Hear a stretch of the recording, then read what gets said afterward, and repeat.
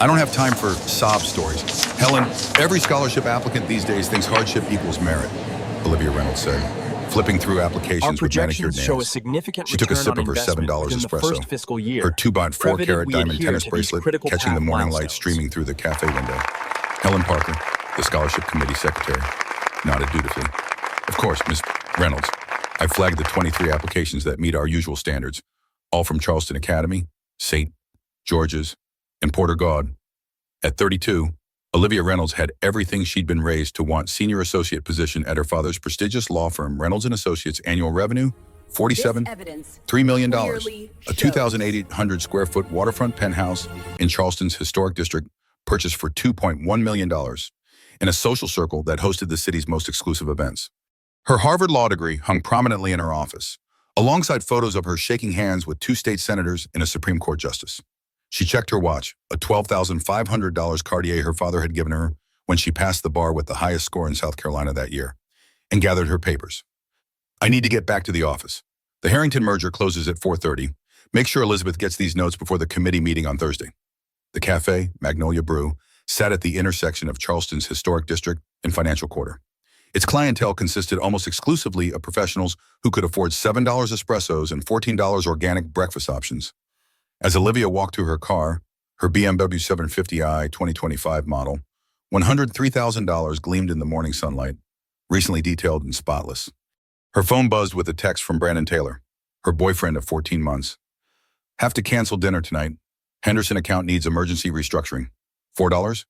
M at stake. Rain check. Olivia felt only mild disappointment. Their relationship operated more like a business arrangement than a romance, both benefiting from the social capital they created together. Brandon was handsome, successful portfolio manager handling $187 million in assets, and came from the right family. The Taylors had owned shipping interests in Charleston since 1807. The fact that he was boring and self-centered seemed irrelevant to the partnership they were building. She texted back, "No problem. Dinner with Elizabeth and Richard tomorrow is planned." Brandon's response came quickly. "Of course, Taylor and Winthrop merger talk on the agenda. $13 in play. Don't be late." Olivia smiled tightly. The Winthrop family owned half of Charleston's historic district, 43 properties valued at approximately $378 million. And Elizabeth Winthrop had been her closest friend since Westlake Preparatory Academy, though close meant something different in Olivia's world than it did for most people. Their friendship was built on shared social standing rather than genuine emotional connection. At the Reynolds & Associates offices, Olivia settled behind her mahogany desk, hand-carved, imported from Honduras, $9,400. The firm occupied the top 3 floors of a renovated historic building overlooking Charleston Harbor. Her corner office featured floor-to-ceiling windows, original artwork by regional artists, total value $47,000, and furniture that cost more than most people's cars. "Ms. Reynolds," her assistant Jennifer said from the doorway, "your father would like to see you." He said it's regarding the Heritage Foundation matter. Judge William Reynolds had been appointed to the federal bench 5 years ago, but he still maintained an office at the firm and controlled most of its operations. His judicial position had only expanded the firm's influence and prestige. Olivia walked the gleaming hallway to her father's corner office, a space 3 times larger than hers, with even more impressive views. Judge Reynolds was on the phone but waved her in, gesturing to the leather chair across from his desk. "John, I'll have my clerk review those motions and get back to you tomorrow. And don't worry about the Hartman issue. I've spoken with Greg at the council," he said before hanging up. "Olivia," he said warmly, "Elizabeth tells me you've been reviewing the Heritage Foundation scholarship applications." "Yes, we're finalizing selections this week. 23 candidates from the approved schools." "Good. The foundation board is watching this class closely. Make sure we select candidates who reflect our values." His voice carried the weight of unspecified meaning they both understood. "Of course, we've identified several promising students from Charleston Academy and St. George's." "Excellent. These scholarships can shape futures, which is why we need to be selective. Not everyone understands what it takes to succeed in Charleston." He poured himself a bourbon, Blanton's single barrel, $189 per bottle, despite it being only 11:07 a.m. Judge Reynolds sipped his bourbon and continued. "The Winthrop contract for the Justice Center is moving forward. The council votes next week. Brandon mentioned they're discussing it at dinner tomorrow." "Yes, Richard has been very helpful. Elizabeth's husband deserves this contract. His family has built this city for generations." He paused. "That reminds me, there's a community input meeting this afternoon about the Justice Center. I need you to attend and make sure our interests are represented." I have the Collins deposition. Jennifer can reschedule it. This is more important. Some community groups are making noise about local hiring mandates and minority contracting requirements. We need to ensure your concerns. Yeah, don't derail progress. The way he said concerns made it clear exactly what he thought of community input. Olivia nodded, accepting both the assignment and the implied directive to oppose any changes to the current plans. At 2:42 p.m., Olivia walked past the courthouse construction site. Workers in hard hats moved purposefully across the property where the new Charleston Justice Center would eventually stand. A group of men were gathered near a set of blueprints spread across a folding table. One man stood out, tall, broad-shouldered, dressed in work clothes but speaking with clear authority as he pointed to different sections of the plans. His dark skin contrasted with the mostly white workers around him, and something about his posture conveyed leadership despite his casual attire. "That's Dominic Foster," said a voice beside her. Richard Huntington, Charleston Country Club president, annual membership $43,000, and city council member, had appeared at her side. Heads the Construction Workers Alliance. Thinks he's an urban planning expert because he can read blueprints. The dismissive tone made his opinion clear. "Is he on the community panel today?" Olivia asked. "Unfortunately, your father mentioned you'd be representing the firm's interests. Don't let Foster's smooth talk confuse the issues. Remember, this project needs to move forward without costly community benefit additions." Olivia nodded, but found herself watching Dominic Foster as he gestured at the plans. There was something compelling about his focused intensity, the way the other workers seemed to respect his opinion. For a brief moment, he looked up and their eyes met across the construction site. His expression registered no particular reaction before he returned his attention to the blueprints. Just another construction worker, Olivia thought, pushing aside a strange, fleeting curiosity. She straightened her Burberry jacket fall collection, $2,400, and headed toward the meeting room, mentally rehearsing arguments against any changes that might delay the project or add costs that could affect the Winthrop contract. "These North Charleston applications are getting ridiculous," Elizabeth Winthrop said loudly, stirring her iced tea at their corner table in Magnolia Brew. "This girl wrote 3 pages about translating for her immigrant parents at doctor appointments and helping raise her siblings, as if that's equivalent to Laura Miller's internship at the State Department." Patricia Huntington, Richard's wife, and another scholarship committee member laughed in agreement. "They've been coached to write these hardship stories. It's manipulation, pure and simple." "Exactly," Olivia replied automatically.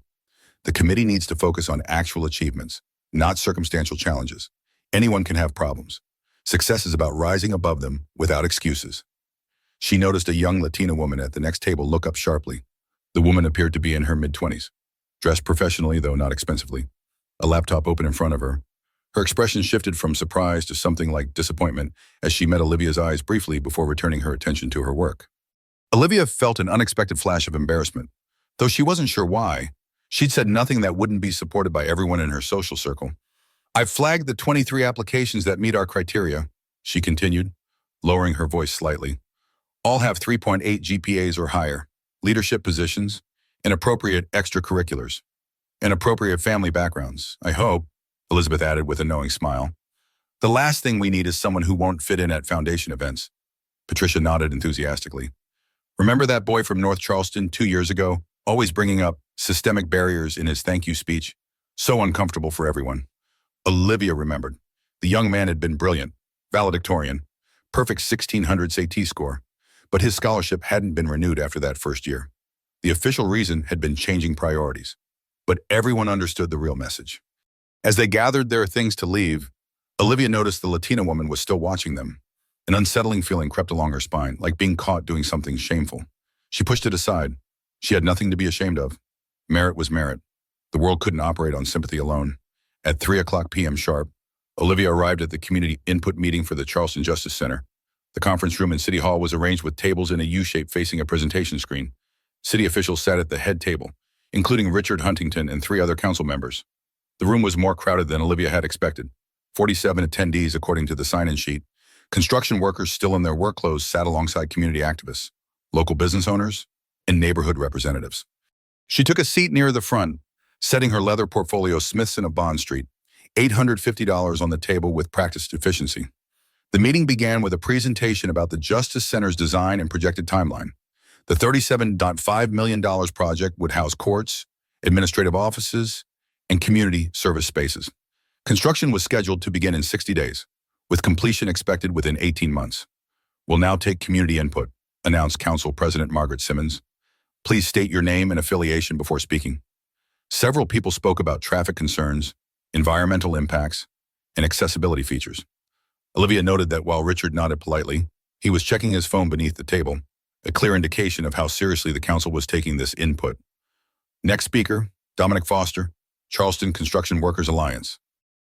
The man Olivia had noticed at the construction site approached the podium. Up close, she could see he was perhaps 35, with intelligent eyes and a presence that commanded attention despite his casual clothes. Thank you for this opportunity, Dominic began, his voice resonant and clear. The Justice Center represents more than just a building to the Charleston community. It symbolizes our commitment to equity and access for all citizens. Olivia tensed, hearing the direction his comments were heading. Our alliance has reviewed the current plans and identified 3 key concerns. He continued. First, the current contracting process favors large companies with limited local hiring requirements. We propose a 60% local hiring mandate to ensure this $37.5 million investment benefits Charleston workers. Richard Huntington shifted uncomfortably. Winthrop Construction typically brought in 78.4% of its workforce from outside the area. Second, the current plans allocate only 823 square feet for community legal services, which contradicts the Justice Center's stated mission of expanding access to justice. We recommend increasing this to 2,750 square feet. Dominic's eyes swept the room as he spoke, briefly meeting Olivia's. There was no deference in his gaze, only the confidence of someone who knew exactly what he was talking about. Finally, Sidney, the environmental impact report fails to address stormwater management concerns in the surrounding neighborhoods, which are predominantly working-class communities of color. Our engineering analysis shows a 47% increased flood risk to these areas under the current design. Olivia felt her professional instincts kick in. This was precisely what her father had sent her to counter. She raised her hand and was recognized by the council president. Olivia Reynolds, Reynolds and Associates, she said, standing. While community involvement is admirable, these suggestions would significantly impact the project's timeline and budget. The local hiring mandate alone would add approximately $1.2 million in training costs and delay completion by at least 73 days. Shouldn't we prioritize efficiency and fiscal responsibility over additional mandates that delay completion? Dominic turned toward her, and Olivia expected him to be intimidated by her professional title and appearance. Instead, he regarded her with genuine curiosity. That's an interesting perspective, Mrs. Reynolds, he replied. But I'd ask how we're defining efficiency here. Is it merely about finishing quickly and cheaply, or about creating maximum benefit for the community the center is supposed to serve? Olivia felt momentarily wrong-footed. She'd expected defensiveness, not a thoughtful question that highlighted the values underlying her position. The Justice Center will serve everyone, she countered. Additional requirements only create unnecessary complications and expenses. Serve everyone equally, Dominic asked, his tone remaining respectful despite the challenge in his words. The data suggests otherwise. Our analysis of 847 similar projects nationwide shows that without explicit equity measures, communities of color receive only 12% of the economic benefits, despite making up 43% of Charleston's population. He turned to address the entire room. This isn't about special treatment. It's about acknowledging that a justice center should embody justice in its very creation. Fair wages, community access, and environmental responsibility affect real lives in Charleston. Olivia felt a flush rising to her cheeks. She was unaccustomed to being challenged, especially by someone she'd immediately categorized as beneath her professional standing. Before she could formulate a response, Richard Huntington intervened. Thank you, Mr. Foster. We appreciate your input, but must move on to other speakers. Next person, please. Throughout the remainder of the meeting, Olivia found her attention repeatedly drawn to Dominic. He listened attentively to each speaker, occasionally nodding in agreement or taking notes. When an elderly woman from the East Side neighborhood struggled to articulate her concerns about public transportation access, he quietly helped her organize her thoughts without taking over her time. After the meeting adjourned at 4:47 p.m., Olivia gathered her notes, irritated by her failure to effectively counter the community demands. As she headed toward the exit, she found herself behind Dominic, who had stopped to speak with the Latina woman from the cafe earlier that day. Maria, how'd the interview go? He asked. I think it went well, she replied. Though I did have an interesting experience at Magnolia Brew this morning. Overheard some scholarship committee members discussing applications. Her eyes flicked to Olivia, who pretended to check her phone. Let me guess, Dominic said with a knowing smile. They were dismissing students who face actual challenges in favor of those with the right pedigree. Something like that. One mentioned the Heritage Foundation scholarships, $50,000 awards that could change my brother's life. Same story, different year. Meanwhile, Kids like your brother who maintain a 4.0 GPA while working 28 hours weekly could actually benefit from that money. They moved out of earshot, but Olivia felt that uncomfortable sensation again. She wasn't used to being the subject of others' judgments. She was accustomed to being the one who judged. That evening at 9:13 p.m., Olivia sat in her penthouse overlooking Charleston Harbor. A glass of red wine, 2018, came as special selection, $219 per bottle in hand. The sunset cast a golden glow over the water, but she barely noticed the view. Her thoughts kept returning to the meeting and to Dominic Foster's question, how are we defining efficiency? It was a deceptively simple question that had somehow cut through her practiced arguments. Of course, she knew the answer her father would give. Efficiency meant completing projects on time and under budget, without complicating factors like community hiring mandates or additional services. But something about Dominic's perspective lingered uncomfortably in her mind. The Justice Center was meant to serve justice. Wasn't there something fundamentally unjust about building it in a way that excluded the very communities it was supposed to serve? She shook her head, dismissing the thought. This was precisely the kind of idealistic thinking that her father had taught her to avoid. The world operated on practical realities, not wishful thinking about equity and access. Her phone rang. Brandon calling to explain in greater detail why he'd canceled dinner. She listened absently as he described the Henderson account emergency, his voice animated only when discussing potential commissions. You're quiet tonight, he finally noticed after talking about himself for 14 minutes and 37 seconds. Everything okay? Just tired, she replied. Long meeting about the Justice Center project. Right, Richard mentioned that. Some community activists trying to add costs to the project. Something like that. Well, the council will do what's right. No point getting worked up about it. These people always want more than they deserve. These people. The phrase hit differently tonight, though she couldn't articulate why.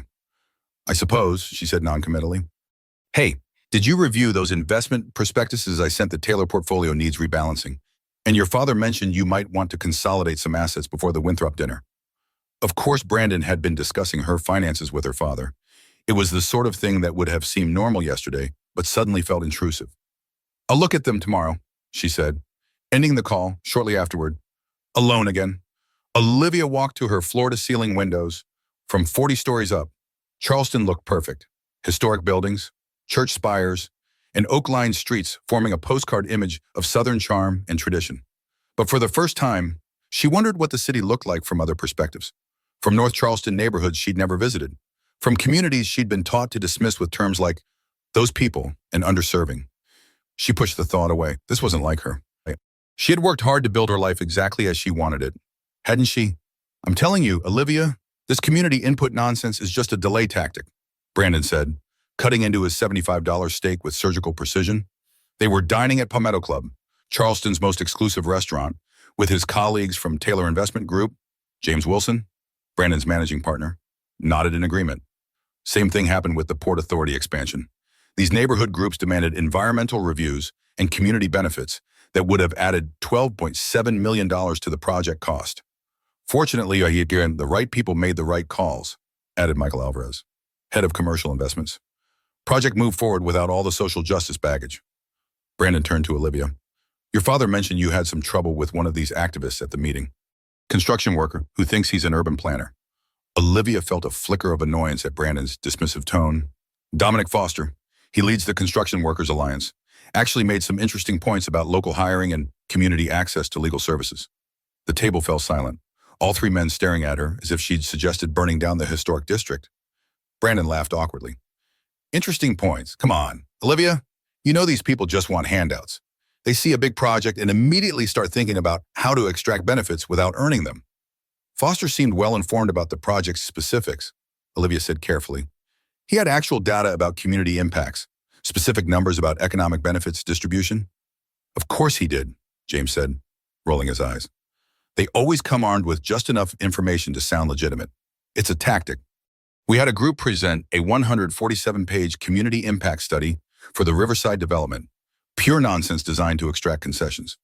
Your father would be surprised to hear you defending this guy, Brandon said, his tone making it clear this wasn't a compliment.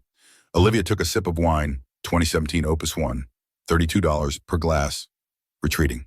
I'm not defending him, just noting that he was well prepared. Well, preparation isn't the issue, Michael said. The issue is that these demands would sink the Winthrop contract. Elizabeth's husband has put together an excellent bid that balances cost efficiency with quality construction. The conversation shifted to golf scores and portfolio performances, but Olivia remained distracted. Something about their automatic dismissal of community concerns felt hollow tonight. At 11:42 p.m., alone in her penthouse, Olivia opened her laptop. She told herself she was just being thorough, doing her professional duty to understand all aspects of the Justice Center project. But if she were honest, curiosity drove her fingers as she typed Dominic Foster, Charleston, into the search bar. The results surprised her. Dominic wasn't just some random construction worker with opinions. The Charleston City paper had profiled him last year. From construction worker to community leader, Dominic Foster's vision for inclusive development. The article detailed his journey from apprentice carpenter to founding the Construction Workers Alliance, which advocated for fair wages, safety standards, and local hiring practices. He held a master's degree in urban planning from Clemson University, graduated magna cum laude, 2018, and had worked on major projects throughout the Southeast, including the Atlanta Community Justice Center and the Savannah waterfront restoration. More articles appeared, Dominic speaking at city council meetings about affordable housing initiatives, organizing job training programs for at-risk youth, 247 participants with 83% job placement rate, volunteering with the literacy programs in North Charleston schools, reading scores improved 27% in participating classrooms. One image in particular caught her attention. Dominic standing with an elderly black man outside a small carpentry shop. The caption read, "Foster and mentor James Wilson at Wilson's Community Woodworking Center, where 53 local youth have learned traditional craftsmanship over the past 18 months. Olivia clicked through to a video of Dominic addressing a community meeting about the Justice Center. His speaking style was compelling, articulate but unpretentious, passionate but logical. He didn't rely on emotional appeals, but presented clear data about how public projects could either reinforce or help dismantle economic disparities. When we build public infrastructure, he said in the video, we're not just pouring concrete and erecting walls, we're making physical manifestations of our values. A justice center built using exploited labor or exclusionary practices cannot truly serve justice. Last year alone, 3,472 Charleston residents were unable to access legal services despite qualifying for assistance. Olivia sat back, processing what she'd learned. Dominic Foster wasn't easily dismissed as an uninformed activist. He had credentials, experience, and a vision that went beyond simplistic demands. She found herself wondering about her own involvement with Charleston's charitable organizations. When was the last time she'd actually met a scholarship recipient? In 5 years of serving on the Heritage Foundation Committee, she had never once visited North Charleston High School, despite awarding scholarships to 3 students from there compared to 87 from private schools. Had she ever visited the communities her donations supposedly helped? Her participation in Charleston's elite philanthropy circuit had always felt meaningful, but suddenly she questioned whether writing checks and attending galas truly constituted meaningful impact. Her phone rang at 12:17 a.m. Elizabeth Winthrop calling. Olivia hesitated, then answered, "Darling, Patricia just told me the most amusing thing." Elizabeth began without preamble. "She said you actually defended that construction worker at dinner tonight, the one who tried to hijack the Justice Center meeting." Word traveled fast in their circle. "I didn't defend him. I just mentioned he seemed knowledgeable about the project." "Olivia, really?" Elizabeth's voice carried the weight of generations of social authority. "These people always come prepared with talking points. It doesn't mean they understand the complexities of development or historic preservation." "Of course," Olivia replied automatically. "Harold is counting on this contract. $5 million is no small matter. The council vote is next week, and Richard says there's already too much community noise. We don't need Reynolds and Associates adding to it." The implied threat was clear: stay in line or face consequences within their social ecosystem. "I understand, Elizabeth. I was simply making an observation." "Good. We've all worked too hard building our positions in this city to let outsiders change how things are done." Elizabeth paused. "Brandon mentioned you seem distracted lately. Is everything all right?" "Just busy with casework." Olivia lied. "Nothing to worry about." After ending the call, Olivia returned to her research. She found herself looking at the Heritage Foundation Scholarship Program, her program, through new eyes. The foundation's website proudly proclaimed its mission of supporting exceptional young scholars with demonstrated leadership potential. Out of curiosity, she pulled up the demographics of past recipients.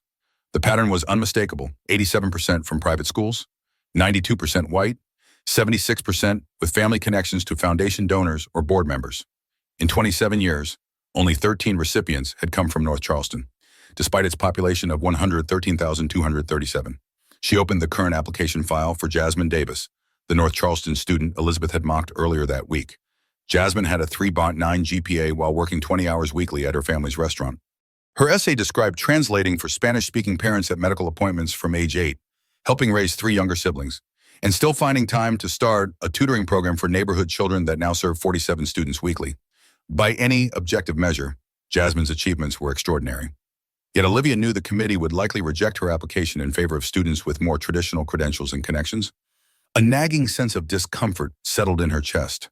The definitions of merit and achievement she'd accepted without question suddenly seemed arbitrary and self-serving, designed to reward people who already had advantages while excluding those who had overcome genuine obstacles. Her phone buzzed with a text from her father at 12:43 a.m. Elizabeth mentioned your comments about the Foster situation. We'll discuss tomorrow. Remember where your loyalties lie. Olivia set down her phone and walked to her window again. The nighttime view of Charleston glittered below, beautiful and exclusive. For the first time, she wondered about the other Charleston, the parts of the city she never visited, the people whose voices were systematically excluded from decisions affecting their lives. The woman she'd been yesterday would have dismissed these thoughts as naive sentimentality. Tonight, they felt like the first cracks in a carefully constructed worldview that had never before been challenged. The Saturday morning sun cast long shadows across Liberty Park as Olivia maintained her usual running pace. 5 minutes per mile on her $2,400 smartwatch. She preferred early weekend runs, fewer people, less humidity, and the historic district looked particularly charming in the soft morning light. At precisely 7:23 a.m., as she rounded the corner near the park's northern edge, she noticed a small gathering beneath a sprawling oak tree. Curious, she slowed her pace. Dominic Foster knelt beside an elderly black man sitting on a park bench. The man's clothes were worn and dirty, his face weathered by years of outdoor exposure. Olivia recognized him as one of the homeless individuals who frequented the park, someone she normally would have avoided or ignored. "Mr. Wilson, that cough sounds 37% worse than last week," Dominic was saying, his voice gentle but concerned. "We need to get you to the clinic." "Don't fuss, Dominic," the older man replied between coughs that shook his thin frame. "Been dealing with this a long time." "That's exactly the problem," Dominic insisted. "You've been dealing with it for 83 days instead of getting proper treatment. Sarah's going to take you to community health today." The Latina woman from the cafe, Maria, approached with a paper bag and bottled water. "Got your medication, Mr. Wilson, and some breakfast. The clinic can see you at 10. This is Sarah from the community health program," Dominic explained to the older man. "She's going to make sure you get that prescription filled properly this time, and we've arranged a place for you to stay at 1423 Maple Street until you're feeling better." Olivia watched from behind a nearby live oak tree, struck by the interaction. This wasn't the performative charity she was accustomed to seeing at fundraising galas, $500 per plate, tax deductible. There were no photographers, no recognition, no tax write-offs, just genuine concern for another human being. "The carpentry class misses you," Dominic continued. "Those 17 kids need your expertise with the hand tools. Johnson's trying his best, but he never quite mastered those traditional joining techniques you're so good at." The elderly man smiled through his discomfort. "Tell them old Wilson will be back soon as I kick this thing. Can't have those kids learning shortcuts." As the small group helped Mr. Wilson toward a waiting van, a 2018 Toyota with community health outreach painted on the side, Dominic noticed Olivia watching. He said something to Maria, then approached directly. "Good morning," he said simply. "You were from the courthouse meeting, right, Reynolds?" Olivia nodded, suddenly self-conscious in her expensive running outfit, Lululemon, $347. "I was just running." "Nice morning for it," Dominic replied without judgment. Olivia glanced toward Mr. Wilson, who was now sitting in the van. "Is he, do you know him well?" "Mr. James Wilson," Dominic's expression softened. "Known him most of my life. Used to be one of the finest master carpenters in Charleston before the accident. Worked high-end restoration projects in the historic district for 37 years. His craftsmanship is in 43 houses on South Battery Street alone." "What happened?" "Fell from scaffolding on a job site at 427 East Bay Street. Dropped 23 feet. No workers' compensation because the company classified him as an independent contractor. Medical bills totaled $143,578 and wiped out his savings. Lost his house during the recession of 2008. Olivia felt a cold shock of recognition. Her firm often advised construction companies on exactly this type of employee classification strategy. Reynolds and Associates had saved clients an estimated $72 million in worker compensation premiums through such reclassifications last year alone. He's been living in that doorway on Calhoun Street for 3 years, 4 months, and 12 days now, Dominic continued. The system failed him pretty badly. And you help him regularly, Olivia asked. Dominic studied her face for a moment. People like him are just people. Miss Reynolds, some got lucky breaks, some didn't. He glanced toward the van. Mr. Wilson taught me how to read blueprints when I was starting out. Showed me traditional joinery techniques you can't learn in modern construction programs. Seems like the least I can do is make sure he doesn't die in a doorway. The simple statement hit Olivia with unexpected force. She'd spent years categorizing people, making assumptions based on their circumstances, never considering that someone's current situation might not reflect their entire story. I didn't know, she said quietly. Most people don't. It's easier not to know. Maria called from the van, indicating they needed to leave. Have a good run, Miss Reynolds, Dominic said, turning to go. Wait, Olivia said impulsively. The Justice Center project, are there really ways it could better serve the community without compromising the construction timeline? Dominic looked surprised by her question, then thoughtful.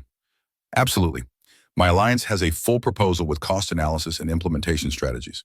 It would actually improve efficiency by 12.3% while ensuring broader community benefits. The local hiring component alone would reduce transportation costs by $427,850. I'd be interested in seeing that, Olivia said, surprising herself. Dominic regarded her carefully. Really, why? It was a fair question. Why was she, Olivia Reynolds, suddenly interested in community perspectives? She'd spent a lifetime dismissing professional thoroughness. She offered, though they both seemed to recognize it wasn't the whole truth. I'll be at Common Ground Coffee on Thursday afternoon if you're serious, he said. 1423 Market Street. I'll bring the proposal. As Dominic walked back to the van, Olivia remained rooted to the spot, watching as they drove Mr. Wilson to the clinic. She continued her run, but her thoughts were scattered and unfocused. James Wilson had been a skilled craftsman who contributed to Charleston's historic preservation, the very work that elite residents like herself celebrated and benefited from. Yet when misfortune struck, the system had discarded him, and the same elites who admired his craftsmanship now avoided eye contact as they passed him on the street. At 1:17 p.m., Olivia found herself at the Charleston Country Club for lunch with Brandon and their usual social circle. The pristine golf course annual maintenance budget, $3.7 million, stretched out before them as servers in crisp white jackets attended to their needs with practiced efficiency. You seem distracted, Brandon observed as he slathered butter on a dinner roll. I'm fine, Olivia replied automatically. Elizabeth Winthrop arrived at 1:24 p.m., air-kissing cheeks around the table before settling into her seat. You'll never believe what Harold told me this morning. The council is actually considering listening to those community demands about the Justice Center, some nonsense about local hiring quotas and expanded legal services. Richard Huntington nodded gravely. It's becoming a problem. That Foster character has organized quite effectively. Got the East Side Neighborhood Association and 3 church groups behind him now. That's 4,378 voters we can't ignore. But surely the contract is still going to Winthrop Construction, Patricia Mills asked. Of course, Richard assured her. We have the votes secured, 7-2, as of yesterday. But these additional requirements could affect profit margins by up to 3%. It's ridiculous, Brandon interjected, his voice rising to 62 decibels. These neighborhood groups act like they own the city now. My father says the Port Authority is dealing with similar demands for community benefits from the warehouse expansion. Olivia found herself thinking about Mr. Wilson, wondering how many other skilled workers had been discarded by the system these people, her people, had created and maintained. What do you think, Olivia? Elizabeth asked. Your father mentioned the Reynolds firm might file an amicus brief if there's litigation about the contract. All eyes turned to her expectantly. This was the moment to reaffirm her place in their circle, to say what everyone expected. I think, she began slowly, that there might be valid points on both sides.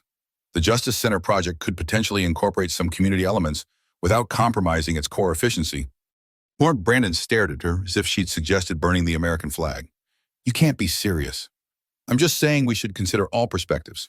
Olivia continued, uncomfortable but unable to stop. The project is called the Justice Center. After all, there's a reasonable argument that justice includes community access and benefits. Elizabeth's perfectly maintained Smile Cosmetic Dentistry, $47,000, became brittle. Darling, you sound like one of those activists. These people want handouts, not justice. These people, Olivia echoed, the phrase suddenly jarring. You mean Charleston residents who pay taxes and use the court system like everyone else. A heavy silence fell over the table. This was not how these lunches were supposed to go. Disagreement, particularly about matters of social hierarchy, was simply not done in their circle. Richard cleared his throat. Olivia, perhaps the stress of the Reynolds caseload is getting to you. These community demands would directly impact Elizabeth's husband's contracting company. Winthrop Construction stands to lose approximately $2.73 million if these additional requirements are implemented. Surely you understand our position here. The implied question was clear. Are you with us or against us? Of course I understand, Olivia said, retreating into safer territory. I'm just suggesting we consider all angles before dismissing community input entirely. Well, the council will make the right decision, Elizabeth said with finality. Harold has worked too hard building Winthrop Construction to have his contracts compromised by social justice warriors. The conversation shifted to safer topics: summer vacation plans, the upcoming charity gala, gossip about mutual acquaintances. Olivia participated mechanically, but her mind kept returning to the morning's encounter. She couldn't stop thinking about James Wilson's situation or Dominic's matter-of-fact compassion. For the first time, she recognized that her social circle didn't just advocate for their own interests, they actively worked to suppress others' access to opportunity and resources. The realization left her deeply unsettled. As lunch concluded at 3:07 p.m., Brandon pulled her aside. "What was that about? You embarrassed me in front of Richard and Elizabeth. I just expressed an opinion that contradicts everything your family stands for," he hissed, his face just 8.7 inches from hers. "Your father would be furious if he heard you taking Foster's side." "I wasn't taking sides. I was suggesting we consider multiple perspectives." Brandon's expression hardened. "Look, Olivia, we have plans. Remember the Taylor-Reynolds merger, my partnership track, your judgeship prospects. Don't throw away everything we built because you feel sorry for some homeless man." His words were meant to remind her of their shared goals, their carefully constructed future. Instead, they highlighted how transactional their relationship truly was. "You're right," she said, not because she agreed, but because she wasn't ready for the full confrontation that honesty would require. "I'll be more careful." That evening at 8:47 p.m., Olivia found herself researching Community Health Program, the organization that had helped James Wilson. Their website showed a modest operation providing basic healthcare services to uninsured and homeless individuals. Their annual budget was $273,450, less than what the Heritage Foundation spent on a single fundraising gala, $312,000 last year. Yet they were providing tangible, life-changing services to people like Mr. Wilson, people who had contributed to Charleston's beauty and prosperity before falling through systemic cracks. She thought about the Justice Center project, $37.5 million in public funding. The community request Dominic had outlined would direct a portion of that investment back into local neighborhoods through jobs, services, and environmental protections. What exactly was wrong with that? Her phone buzzed with another text from her father at 9:12 p.m. "Dinner tomorrow, 7 p.m. Need to discuss your recent comments." Olivia set down her phone, feeling the weight of expectations pressing against her growing doubts. The path of least resistance was clear. Apologize. Fall in line. Continue as before, Benoit. Her entire life had been built on navigating social expectations to maintain her privileged position. But the image of Dominic kneeling beside Mr. Wilson, showing genuine respect and care for a man's society, had haunted her. It represented a kind of integrity she suddenly realized was largely absent from her own carefully curated existence. For the first time in her adult life, the path forward wasn't clear. The Heritage Foundation doesn't exist to solve social problems, Olivia. It exists to recognize and cultivate excellence. Judge Reynolds swirled his bourbon Blanton's Gold, $179 per bottle, the crystal tumbler catching the light from his study's fireplace. Excellence has objective standards, not subjective circumstances. Olivia sat across from her father in his historic home, the Reynolds family estate on South Battery Street, passed down through 5 generations. The 7,200-square-foot mansion, valued at $8.7 million, was filled with antiques and artwork. The walls were lined with leather-bound books and portraits of stern-faced ancestors who had helped shape Charleston's history since 1842. "I understand that," she replied carefully. "I'm simply suggesting that our definition of excellence might be too narrow. A student maintaining a 3.9 GPA while working and caring for family members might demonstrate more excellence than someone with the same grades and a private tutor."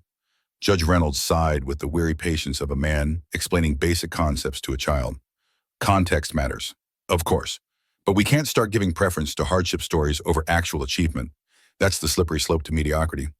Is it mediocrity, though, or is it recognizing different forms of merit?" Her father set down his glass, studying her with narrowed eyes. "Elizabeth tells me you've been defending that construction worker, Foster, and his community demands. Now you're questioning our scholarship selection criteria. What's happening here?" "Olivia, The direct question caught her off guard. What was happening? She wasn't entirely sure herself. I'm just trying to think critically about our impact, she offered. If the Foundation's mission is to create opportunity, shouldn't we consider whether we're reaching those who could most benefit from it? Judge Reynolds leaned forward, his expression hardening. Let me be very clear. The Reynolds name carries weight in this city because we've maintained certain standards and associations. Your grandfather built this firm from nothing through determination and excellence, not by looking for handouts or special consideration. Olivia bit back a correction. Her grandfather had actually inherited significant property, $273,000 in 1947 in connections from his own father, a fact conveniently omitted from the family narrative. The Winthrop contract vote is on Wednesday at 10 o'clock a.m., her father continued. Harold's company has invested $427,000 preparing for this project. Richard has secured most of the council votes, but this community noise is creating unnecessary complications. I need to know that you're with us on this, not encouraging Foster's demands. The question hung between them. Olivia felt the weight of family expectations pressing against her growing doubts. I haven't encouraged anything, she said truthfully. I've simply been considering all perspectives. Some perspectives don't deserve consideration. Olivia, they're designed to extract benefits without earning them. He paused, swirling his bourbon again. Brandon is concerned about your focus lately. Says you've been distracted, questioning things that should be obvious. So Brandon had been reporting to her father. The revelation shouldn't have surprised her, yet it stung. I've been busy with casework, she deflected. The path we've laid out for you is clear. Her father continued as if she hadn't spoken. Senior partner at the firm within 2 years. Judicial nomination by 40. Brandon's financial expertise paired with your legal credentials makes you a power couple this city needs. Don't jeopardize that by indulging fashionable social justice notions. The entire conversation felt scripted, as if she were an actor who had suddenly forgotten her lines in a play they'd all been performing for years. The Reynolds family story. The myth of meritocracy. The natural order of Charleston society. I understand, she said finally, the words feeling hollow in her mouth.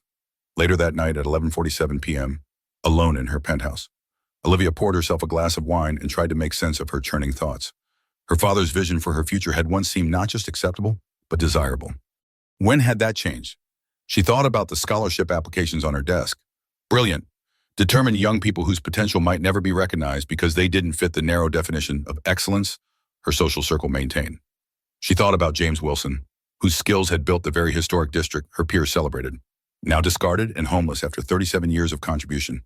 And she thought about Dominic Foster, who could have pursued a lucrative career with his skills and education, but instead chose to advocate for those without voice or power. Her phone buzzed with a text from Brandon at 11:58 p.m. Hope dinner with your father cleared things up. Remember the Taylor Winthrop dinner tomorrow? Wear the blue Valentino dress, $4,700. Elizabeth's photographer will be there. Even her clothing was dictated by the expectations of her circle. The realization sent a wave of claustrophobia through her chest. On impulse, she opened her laptop and searched for information about the Justice Center contract. Most news stories presented it as a straightforward development project, emphasizing job creation and economic benefits. But a smaller community paper, the Charleston Advocate, had published a detailed analysis of the bidding process. The article revealed troubling patterns. Winthrop Construction's bid was actually 12.7% higher than the nearest local competitor, Martinez Brothers Construction. The company had a history of safety violations, 17 citations in the past 3 years on previous projects, and typically brought in 78% of labor from outside the area, limiting local economic benefits. Most concerningly, 3 council members who supported the Winthrop bid, including Richard Huntington, had received significant campaign contributions, $47,500, $32,750, and $28,400 respectively from Harold Winthrop and associated businesses. The article quoted Dominic Foster. This contract award isn't about quality or cost efficiency. It's about maintaining a system where public resources flow to the same connected individuals, while communities most in need of economic opportunity are systematically excluded. Olivia sat back, the pieces fitting together with uncomfortable clarity. The Justice Center contract wasn't just another business deal. It was a perfect example of how power and privilege perpetuated themselves in Charleston, with her family and social circle at the center of the web. The woman she'd been a month ago would have dismissed the article as biased activism. Tonight, it felt like the first honest reporting she'd encountered about the project.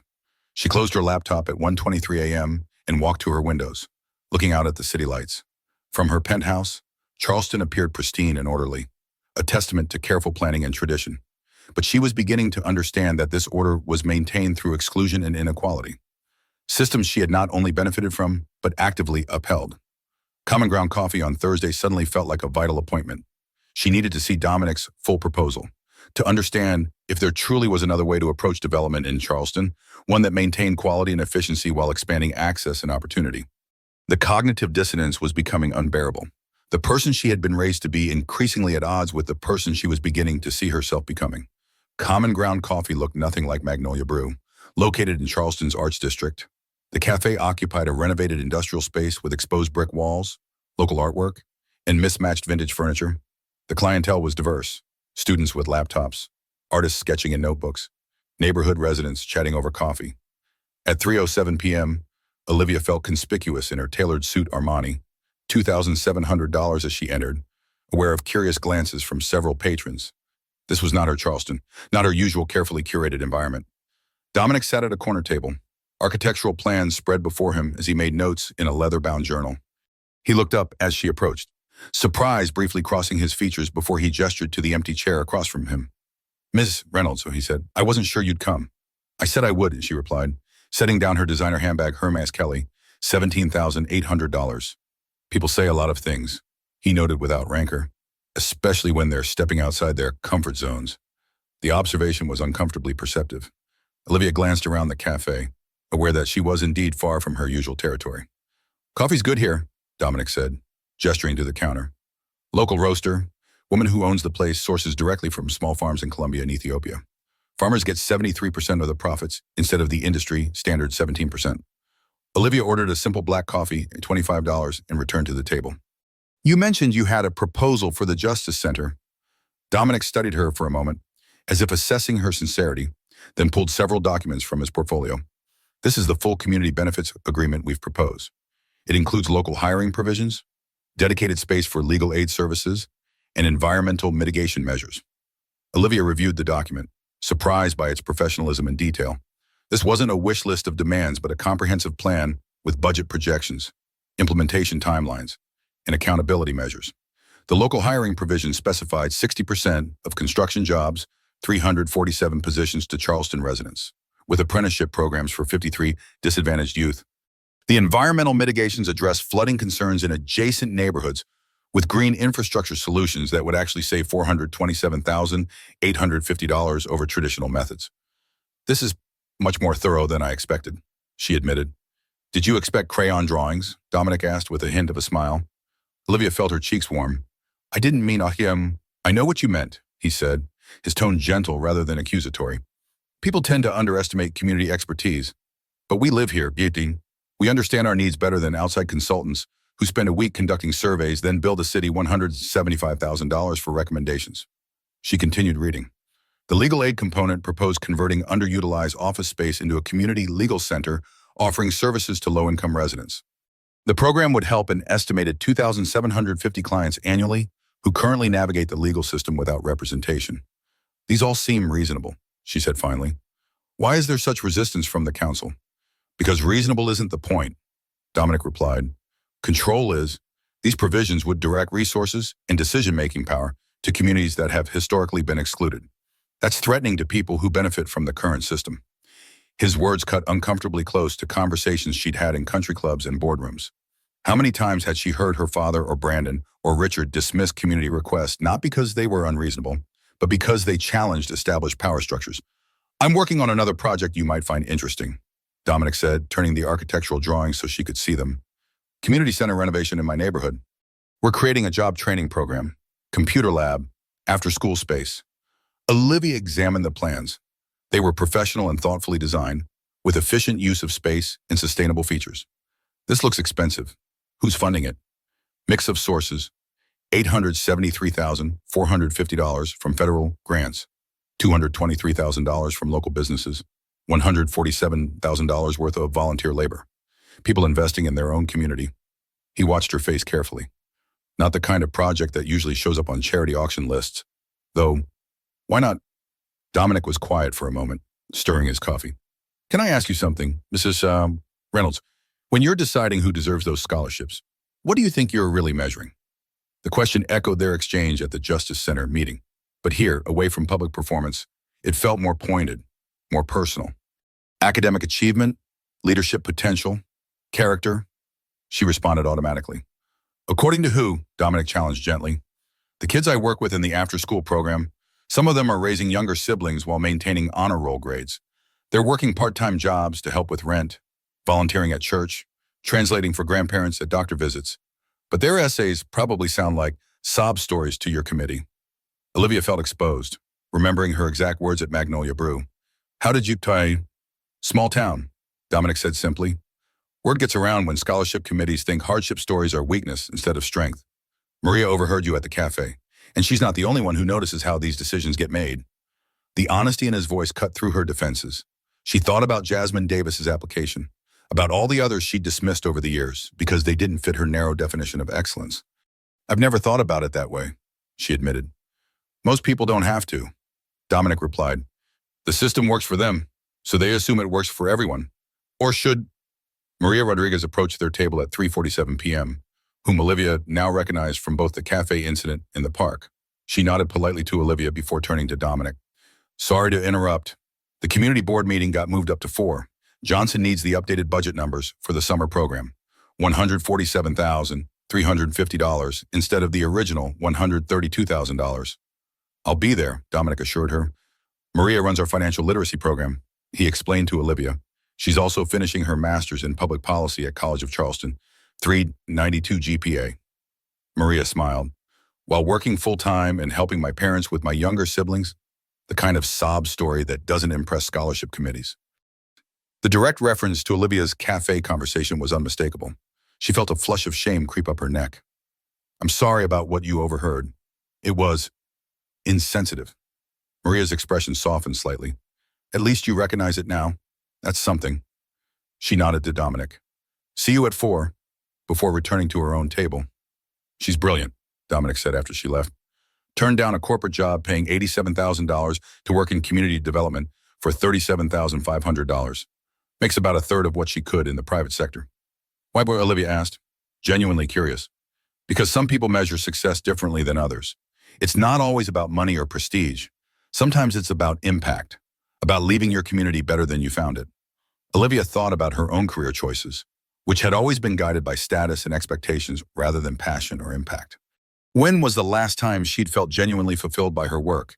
Had she ever? The Justice Center vote is on Wednesday at 10 o'clock a.m., she said, changing the subject. The council seems determined to award the contract to Winthrop Construction regardless of community input. I'm aware, Dominic replied. Richard Huntington and 2 other council members played golf with Harold Winthrop at Charleston Country Club last weekend. The decision was probably made on the 9th hole. You sound cynical. Realistic, he corrected. This isn't my first fight, Ms. Reynolds. The system is designed to resist change. We've presented 47 community benefit proposals in the past 3 years. Only 13 have been implemented. Then why bother, she asked. Dominic considered the question seriously. Because sometimes we win. Because showing up matters. Even when we lose. Because people like Mr. Wilson deserve advocates who won't give up on them. He paused. And because there are occasionally surprises, people who've benefited from the system their whole lives suddenly recognizing its flaws and choosing to help change it. His gaze was direct but not challenging.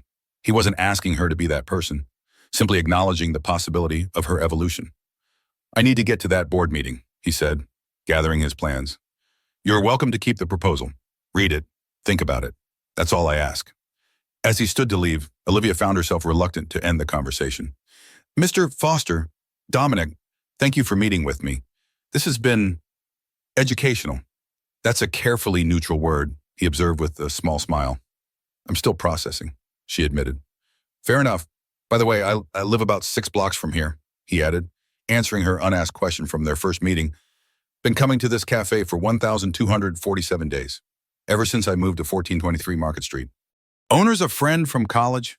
Olivia realized with uncomfortable clarity that she had indeed assumed he lived in North Charleston, in one of the neighborhoods she'd never visited, but often referenced in discussions about those areas of the city. I made assumptions, she acknowledged. Everyone does. The question is whether we're willing to correct them when confronted with reality. He hesitated, then added, if you're interested in seeing what we're building at the community center, we're there most evenings. Might give you a different perspective on what merit looks like in practice. After he left at 4:03 p.m., Olivia remained at the table, reading through the Justice Center proposal more carefully.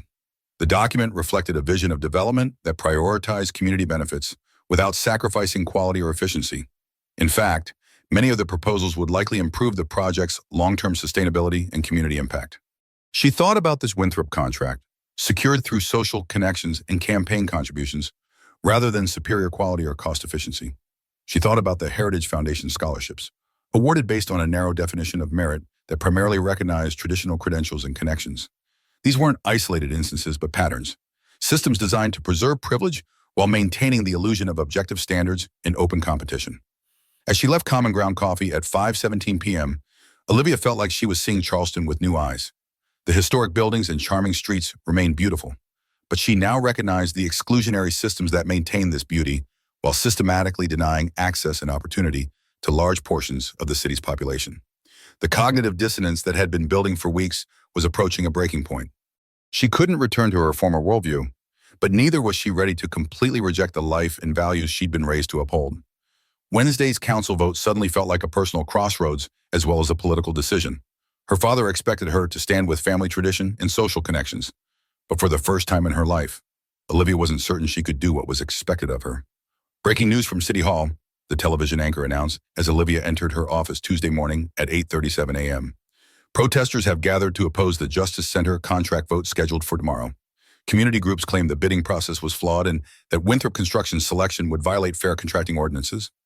The camera panned to show dozens of people on the City Hall steps, many holding signs, Justice Center without justice, and community benefits now, and local jobs for local people. Dominic Foster stood at a microphone, addressing reporters with the same calm authority she'd witnessed at their previous encounters. The City Council is prepared to award a $37.5 million contract to Winthrop Construction, despite serious concerns about the bidding process. He was saying, 3 local firms with better safety records and community hiring commitments were passed over in favor of a company owned by a major campaign donor to several council members. Public records show that Richard Huntington received $47,500 in contributions just 37 days before the bidding process began. Jennifer, Olivia's assistant, switched off the television. Your father called. He wants you at the courthouse as soon as possible. Something about the Justice Center situation. Olivia gathered her things, a sense of foreboding settling in her stomach. She'd spent the evening reviewing the community benefits agreement and researching the bidding process. What she'd found confirmed Dominic's claims. Winthrop Construction's bid was 12.7% higher than local competitors, and the company's safety record included 17 violations on previous projects. At 9:15 a.m. at the courthouse, Judge Reynolds waited in his chambers, pacing behind his massive oak desk. Richard Huntington sat in a leather armchair, looking equally agitated. This Foster situation is getting out of hand, her father said without preamble. He's filed a formal complaint alleging 23 specific improprieties in the bidding process and threatening litigation if the contract is awarded to Winthrop. On what grounds? Olivia asked, though she already knew the answer. Richard snorted. Some nonsense about conflict of interest and violation of local hiring ordinances. Nothing that will hold up in court, but enough to create a public relations nightmare. Which is why we need you to handle the situation. Judge Reynolds continued. As counsel for the Heritage Foundation and a respected member of the community, your public support for the Winthrop contract would carry significant weight. You want me to make a public statement? More than that, her father replied. We need you to discredit Foster's allegations. Emphasize his lack of qualifications to evaluate complex contracting processes. Frame this as self-interested activism undermining the city's progress. Olivia felt a cold wave of revulsion. They weren't asking her to offer a legal opinion. They wanted her to personally attack Dominic's character and credibility. I've reviewed the community benefits agreement, she said carefully. Many of the proposals seem reasonable and potentially beneficial to the project. Her father and Richard exchanged alarmed glances.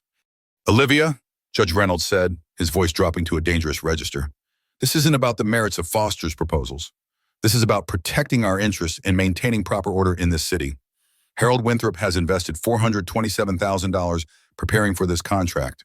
His company employs 347 people. And if his bid isn't actually the best option for the city, she challenged. Richard leaned forward, his expression hardening. Best by whose standards? Some activists' idea of social justice or business leaders who understand what Charleston needs to thrive? The Justice Center is a public project, Olivia countered. Shouldn't the public's interest will be paramount? The public elected us to make these decisions? Richard snapped. They don't need to be consulted on every detail. My polling shows 67% of voters trust council leadership on development issues. Boss Judge Reynolds studied his daughter with narrowing eyes. You've been spending time with Foster, haven't you? The accusation hung in the air like smoke. Olivia felt her professional mask slipping. I've spoken with him about the project. Yes, he has legitimate concerns backed by data. I knew it, Richard muttered. Elizabeth said you'd been acting strangely. Now it makes sense. Olivia, her father's voice was cold now. You need to decide where your loyalties lie. This family has built a legacy in Charleston through strategic alliances and careful positioning. The Reynolds name carries weight because we've always stood with the right people in crucial moments, even when they're wrong. The words escaped before she could stop them. The atmosphere in the chamber turned glacial. Judge Reynolds straightened to his full height, looking down at his daughter with an expression she'd never seen directed at her before, the same look he gave defendants before delivering harsh sentences. Wrong is a subjective assessment made by those without the vision or responsibility to understand complex systems. He said, the Winthrops, the Huntingtons, the Reynolds, we've guided this city for generations precisely because we make decisions based on long-term stability, not fashionable social justice trends. Olivia thought about James Wilson, homeless and after 37 years of contributing to Charleston's beauty. She thought about Jasmine Davis, whose extraordinary achievements would be overlooked because they didn't fit a narrow definition of excellence. She thought about Dominic Foster, using his education and skills to advocate for those systematically excluded from prosperity and opportunity. Dad, she said quietly, what if we're wrong? What if the systems we built and defended actually harm people we could be helping instead? The question landed like a bomb in the ornate chamber. Richard physically recoiled as if she'd slapped him. Judge Reynolds went completely still, his expression moving through shock to disappointment to something like disgust. I see, he said finally. Foster has gotten to you with his bleeding heart rhetoric. I thought you were smarter than that. Olivia, this isn't about Dominic, she insisted. It's about what I've seen for myself. The scholarship selections that exclude extraordinary students because they don't fit our narrow criteria. The contracts that go to connected insiders regardless of merit or cost efficiency. The systems that discard people like Mr. Wilson when they're no longer useful. Mr. Wilson, Richard asked, confused. A homeless man Dominic helps, formerly one of Charleston's finest carpenters, before workplace injury and medical bankruptcy destroyed his life. The same man whose craftsmanship probably restored half the historic homes in your neighborhood, including yours. Richard, 847 East Bay Street. Mr. Wilson did the trim work in 2003. Richard's face flushed. That's irrelevant. Is it, or does it perfectly illustrate how we benefit from people's labor and then discard them when circumstances change? Her father waved dismissively. Individual sad stories don't change the fundamental principles of merit and achievement. We can't reshape society every time someone falls on hard times. But we could build systems that don't automatically discard people when they face challenges, Olivia countered. The Justice Center could include community legal services. The construction contract could prioritize local hiring. The Heritage Foundation could recognize different forms of excellence. Judge Reynolds' expression hardened. I see your mind is made up. You've chosen Foster's side over your family's. I'm not choosing sides, Olivia insisted, though she knew that wasn't entirely true. I'm trying to consider all perspectives before making judgments. Well, here's a perspective to consider, her father said coldly. Reynolds and Associates has built its reputation on loyalty and discretion. Clients expect us to protect their interests without question. If you can't commit to that fundamental principle, perhaps you should reconsider your position at the firm. The threat was clear. Fall in line or face professional consequences. Olivia felt a momentary surge of panic. Her entire identity was wrapped up in her career and social position. What would she be without them? I need time to think, she said finally. The council votes tomorrow at 10 o'clock a.m., Richard reminded her. There is no time. You're either with us or against us. As she left the courthouse at 10:23 a.m., Olivia noticed the protesters still gathered on the steps. Dominic was speaking with a local reporter, his expression serious but not angry or combative. Beside him stood Maria Rodriguez and several other community members, including an elderly black woman who leaned on a cane while holding a sign that read, "Justice means fairness for all." Olivia avoided eye contact. Hurrying to her car, her phone buzzed with a text from Brandon. Your father called. We need to talk. Dinner at my place tonight. 7 o'clock p.m. Non-negotiable? The ultimatum only added to her growing sense of suffocation. Her carefully constructed world was closing in around her, demanding conformity and loyalty to principles she could no longer fully embrace.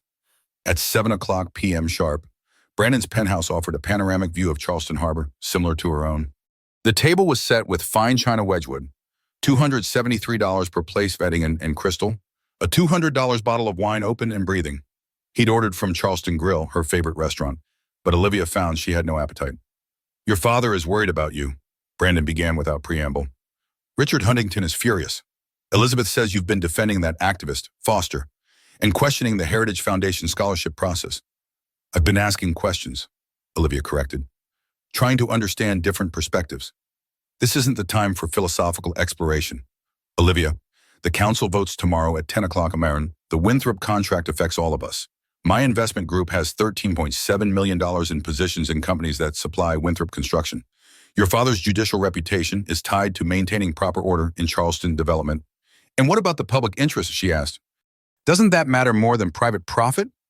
Brandon stared at her as if she'd started speaking another language. The public interest is served when business leaders make sound economic decisions without interference from activists who don't understand market fundamentals. Dominic Foster understands market fundamentals perfectly well, Olivia countered. He has a master's degree in urban planning from Clemson. His community benefits agreement includes detailed economic impact analysis showing $23.4 million in greater local benefits from hiring Charleston residents. You're on a first-name basis with him now, Brandon asked incredulously. What's happened to you, Olivia, 3 weeks ago? You would never have questioned the Winthrop contract or defended community activists. The observation was accurate, but felt like an indictment rather than a reminder. Maybe I've learned some things in those 3 weeks. What you need to learn is that we have plans, Brandon said firmly. The Taylor-Reynolds merger, my partnership track, your judgeship prospects. We've been building towards this for 14 months. Don't throw it all away because you suddenly feel guilty about your privilege. His words were meant to be sobering, a reminder of everything she stood to lose. Instead, they highlighted how transactional their relationship truly was, a business arrangement masquerading as romance. What if those plans don't actually make us happy, she asked quietly. What if there's more to life than mergers and partnerships and social position? Brandon's expression shifted from frustration to alarm. This isn't you talking. This is Foster's influence. He's manipulating you. Olivia, these activists know exactly how to target people's guilt and idealism. He hasn't manipulated anything, she insisted. He's simply shown me realities I've been privileged enough to ignore my entire life. And now what, you're going to throw away everything we've built to become a community activist, live in North Charleston and help homeless people? His tone made it clear how absurd he found the very idea. I don't know what I'm going to do, Olivia admitted, but I can't keep pretending that the systems we benefit from are fair or just or based on objective merit. Brandon's expression hardened. Your father asked me to make this clear. If you oppose the Winthrop contract or publicly retry P continues support Foster's demands, there will be consequences. Your position at the firm, your standing in Charleston society, your future prospects, all of it depends on loyalty at this crucial moment. The threat should have terrified her. Instead, it clarified everything. Her entire life had been governed by threats, explicit or implicit, about what would happen if she stepped outside prescribed boundaries. The realization was both horrifying and oddly liberating. I need to go, she said, standing abruptly. Olivia, we're not finished discussing this. Yes, Brandon, I think we are. As she drove through downtown Charleston, the city lights reflected on the harbor's surface. Everything looked the same as it had 3 weeks ago, but her perception had fundamentally changed.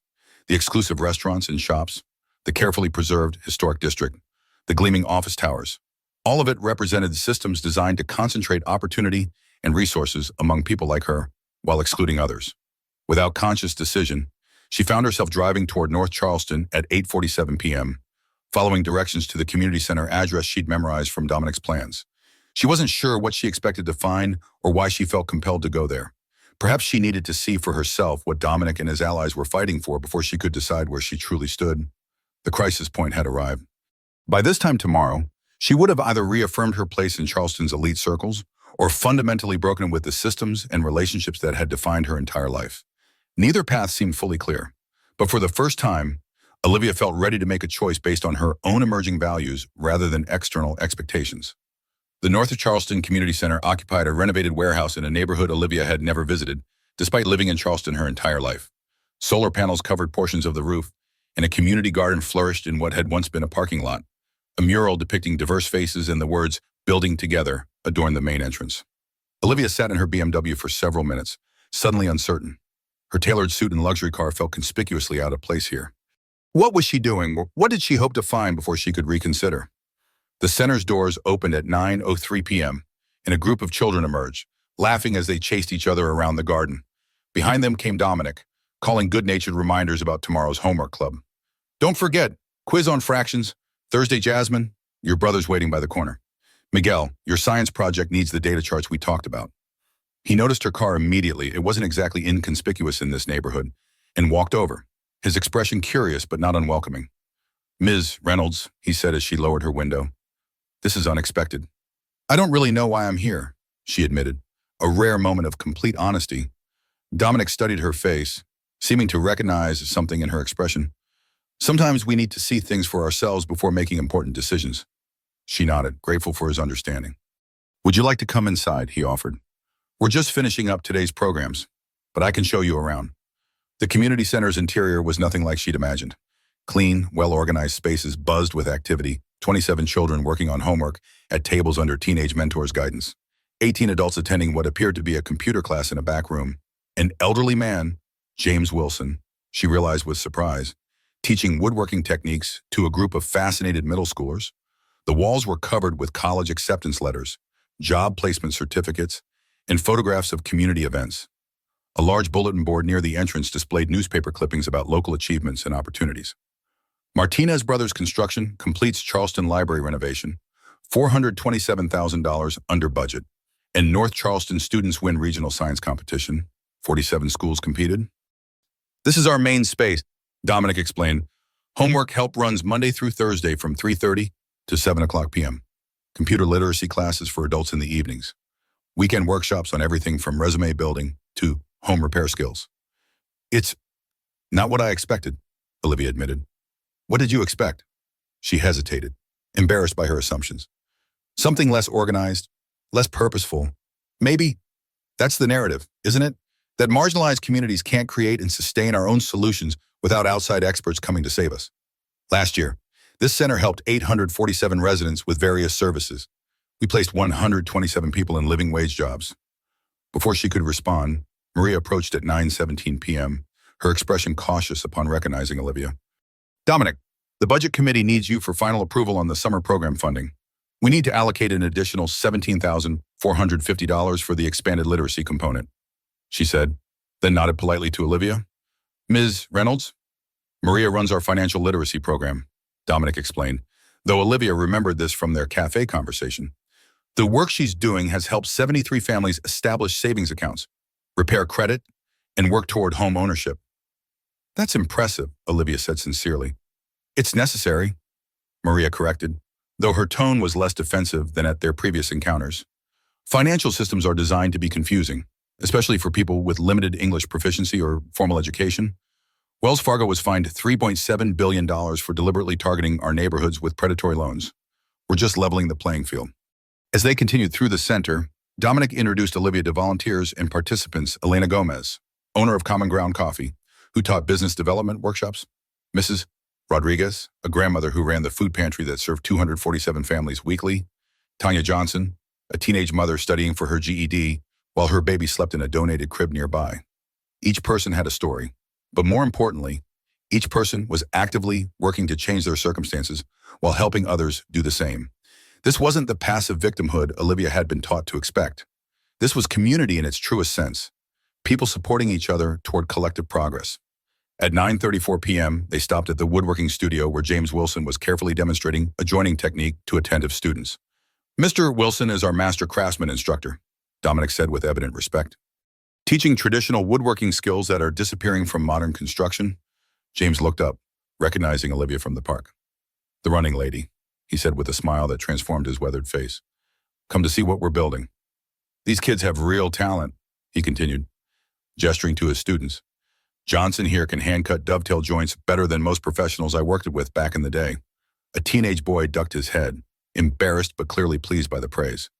Mr. Wilson's teaching us how to make furniture that lasts generations, not the particle board junk from big box stores that falls apart after 2.7 years.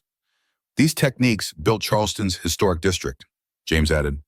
Same methods used in those million-dollar homes on South Battery Street, including 427 East Battery, where I installed all the trim work in Judge Reynolds' study in 2003. The reference to her father's neighborhood wasn't lost on Olivia. The homes celebrated and preserved by Charleston's elite had been built with skills now being taught in this North Charleston Community Center by a man those same elites would cross the street to avoid. As the evening's activities wound down, Dominic led Olivia to a small office filled with architectural plans, grant applications, and community surveys. "This is the unglamorous side of community development," he said, gesturing to the paperwork. "Endless funding applications, permit requests, and program evaluations." "You do all this yourself?" Olivia asked, impressed by the scope and organization.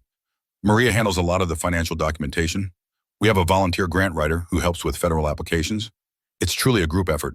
47 regular volunteers contribute 223 hours weekly." They stepped outside onto a small balcony overlooking the community garden, where young plants were beginning to emerge in neat rows. The setting sun cast a golden glow over the scene, surprisingly beautiful despite its urban setting. "Why did you show me all this?" Olivia asked finally. Dominic considered the question carefully. "Because I think you're genuinely trying to understand something that's been bothering you, and because change doesn't happen when people stay in separate worlds, talking past each other." "I've been so wrong about so many things," Olivia admitted, the words catching in her throat. "Being wrong isn't the problem, Dominic said gently. "Staying wrong when you know better, that's the problem." They watched in silence as a group of children helped an elderly woman water the newly planted vegetables, their laughter carrying across the garden. "The council votes tomorrow at 10 o'clock a.m., Olivia said finally. "I know. We'll be there to make our case. Though Richard Huntington has probably secured the votes already, our sources say it's 7-2 in favor of the Winthrop contract. My father expects me to publicly support the Winthrop contract, to discredit your coalition." Dominic nodded, unsurprised. "And will you?" The question hung between them, heavy with implications. 3 weeks ago, the answer would have been automatic. Of course she would support her father and the established order. Now, nothing felt certain except the knowledge that she couldn't return to her former blindness. "I don't know," she answered honestly. "Whatever you decide," Dominic said, "make sure it's something you can live with. Not just tomorrow, but in the years ahead when you look back at who you chose to be in this moment." As Olivia drove home at 10:47 p.m. that night, Charleston's familiar streets seemed different somehow, both more beautiful and more troubling. The historic homes and charming shops represented not just aesthetic preservation, but systems of exclusion and privilege she'd never fully acknowledged. Her phone had accumulated dozens of missed calls and texts, 7 from her father, 12 from Brandon, 4 from Elizabeth, all demanding to know where she was and reminding her of tomorrow's expectations. The pressure was intense, but somehow less intimidating than it would have been just days ago. In her penthouse, Olivia poured a glass of wine and stood at her floor-to-ceiling windows. The harbor lights glittered below, beautiful but distant, like the life she had constructed with such care. She thought about the community center, vibrant, purposeful, grounded in real human connection rather than social performance.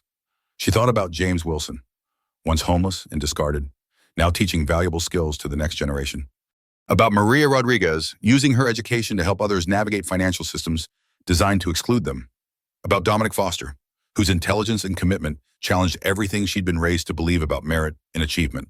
The council vote was scheduled for 10 o'clock a.m. By this time tomorrow, she would have made a choice that would ripple through her personal and professional life. The path of least resistance was clear. Stand with her father, with Brandon, with the systems that had privileged her from birth. But for the first time in her life, Olivia found herself contemplating a different path, uncertain, potentially costly, but aligned with the person she was beginning to recognize in herself. The Heritage Foundation Scholarship Committee meeting began precisely at 9 o'clock a.m., as it had every month for the past 5 years. The conference room in Reynolds & Associates featured mahogany paneling, original artwork, and views of Charleston Harbor that reinforced the foundation's prestigious image. Olivia took her usual seat, acutely aware that in 1 hour, the city council would vote on the Justice Center contract. Her father and Brandon had made it abundantly clear what they expected from her today: reaffirmation of loyalty to family and class interests. Elizabeth Winthrop called the meeting to order, her pearls Mikimoto, $47,000 gleaming under the recessed lighting. "Let's begin with the final selections for this year's scholarships. Olivia has graciously reviewed all applications and flagged those meeting our criteria." The committee members nodded approvingly, secure in the knowledge that the right candidates would be selected, students from appropriate backgrounds who understood Charleston's traditional values. "Before we proceed," Olivia said, her voice steadier than she expected, "I'd like to discuss one application in particular." She pulled Jasmine Davis's file from the stack, a young woman from North Charleston with a 3.9 GPA while working 20 hours weekly to help support her family. This applicant has maintained exceptional academic performance despite significant responsibilities at home. Her community service record is extensive, and her recommendations from teachers are outstanding. She's exactly the kind of student we should be supporting. Elizabeth frowned. Yes, we reviewed this one last week. While her grades are satisfactory, her essay focuses excessively on hardship rather than achievement. Not really what we're looking for. That's what I'd like to discuss, Olivia continued. Her essay describes translating for Spanish-speaking parents at medical appointments from age 8, helping raise 3 younger siblings, and establishing a neighborhood tutoring program that now serves 47 children. If that's not achievement, what is? Community work is commendable, Patricia Mills interjected. But our scholarships prioritize academic and leadership achievements, not social service. Isn't creating a successful educational program from scratch a leadership achievement? Olivia challenged. Maintaining a 3.9 GPA while working and managing family responsibilities demonstrates exceptional discipline and intelligence. Elizabeth's smile tightened. Olivia, dear, you seem unusually invested in this particular application. We need to be objective about maintaining our standards. What standards exactly? Olivia asked, the question hanging in the air like a challenge. When we say excellence, what are we really measuring? The room fell silent. This wasn't how these meetings were supposed to proceed. Pointed questions about fundamental assumptions simply weren't part of the protocol. We're measuring achievement, potential, character, Elizabeth said firmly. The qualities that have always defined success in Charleston. According to whom, Olivia pressed. This young woman is exactly who we should be supporting. She's not asking for a handout. She's asking for an opportunity to build on work she's already doing. She understands that education is about more than personal advancement. Patricia Mills leaned forward with the expression of someone correcting a confused child. Olivia, dear, you can't let sentiment cloud your judgment. These hardship stories are designed to evoke emotional responses rather than rational assessment. My judgment has been clouded, Olivia interrupted, but not by sentiment, by assumptions I never bothered to examine. Last year, 92% of our scholarship recipients came from private schools. 76% had family connections to foundation donors or board members. Only 3 came from North Charleston, despite its population of 113,237. She stood up, surprising herself with the steadiness in her voice, muttered, I'm resigning from this committee, and I'm recommending that we approve every application from students who demonstrate community engagement alongside academic achievement. Elizabeth's perfectly composed face showed the first cracks Olivia had ever seen. Olivia, you're being emotional. Think about what you're saying. Judge Reynolds sits on the foundation board. Harold is the vice president. This affects all of us. I'm being honest for the first time in years, Olivia replied, and I'm ashamed it took me this long. She gathered her files, aware that every person in the room was staring at her with expressions ranging from shock to disgust. This wasn't just a disagreement about scholarship selection. It was a fundamental breach of class solidarity, a violation of unspoken rules that had governed their social circle for generations. Your father will hear about this, Elizabeth warned, her voice cold. And Harold's company depends on Reynolds' support for the Justice Center contract vote in exactly 47 minutes. I'm aware, Olivia said simply. As she walked toward the door, she felt lighter than she had in months. Despite knowing she'd just severed ties with most of her social circle, some bridges needed to be burned to reach higher ground. Outside the Reynolds and Associates building at 9:27 a.m., Olivia checked her watch. The council meeting would begin in 33 minutes. Her father expected her to attend and speak in support of the Winthrop contract. Brandon had texted that morning at 6:47 a.m., reminding her of their mutual interests and shared future. Instead, she found herself driving towards City Hall with a completely different intention forming in her mind. At 9:52 a.m., the council chambers were packed with 237 attendees, according to the fire marshal's count.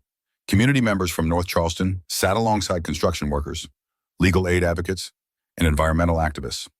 On the other side, representatives from Winthrop Construction occupied the front rows, alongside her father, Brandon, and other members of Charleston's business elite.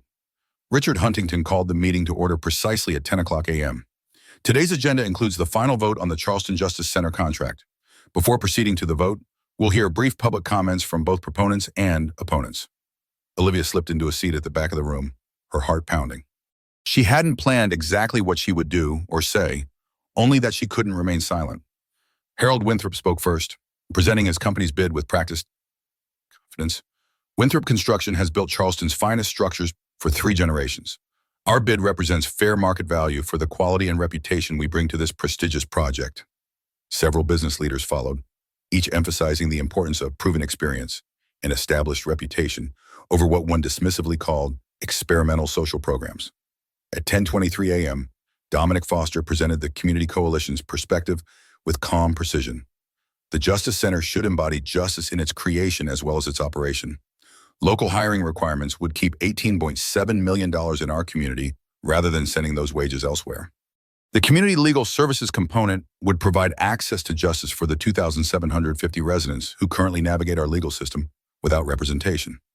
As the public comment period continued, Olivia felt a growing certainty about what she needed to do. When the last scheduled speaker finished at 10:42 a.m., she raised her hand. Richard Huntington visibly hesitated when he saw her, clearly expecting her to support the Winthrop bid as her father had arranged. Olivia Reynolds, she stated for the record as she approached the podium.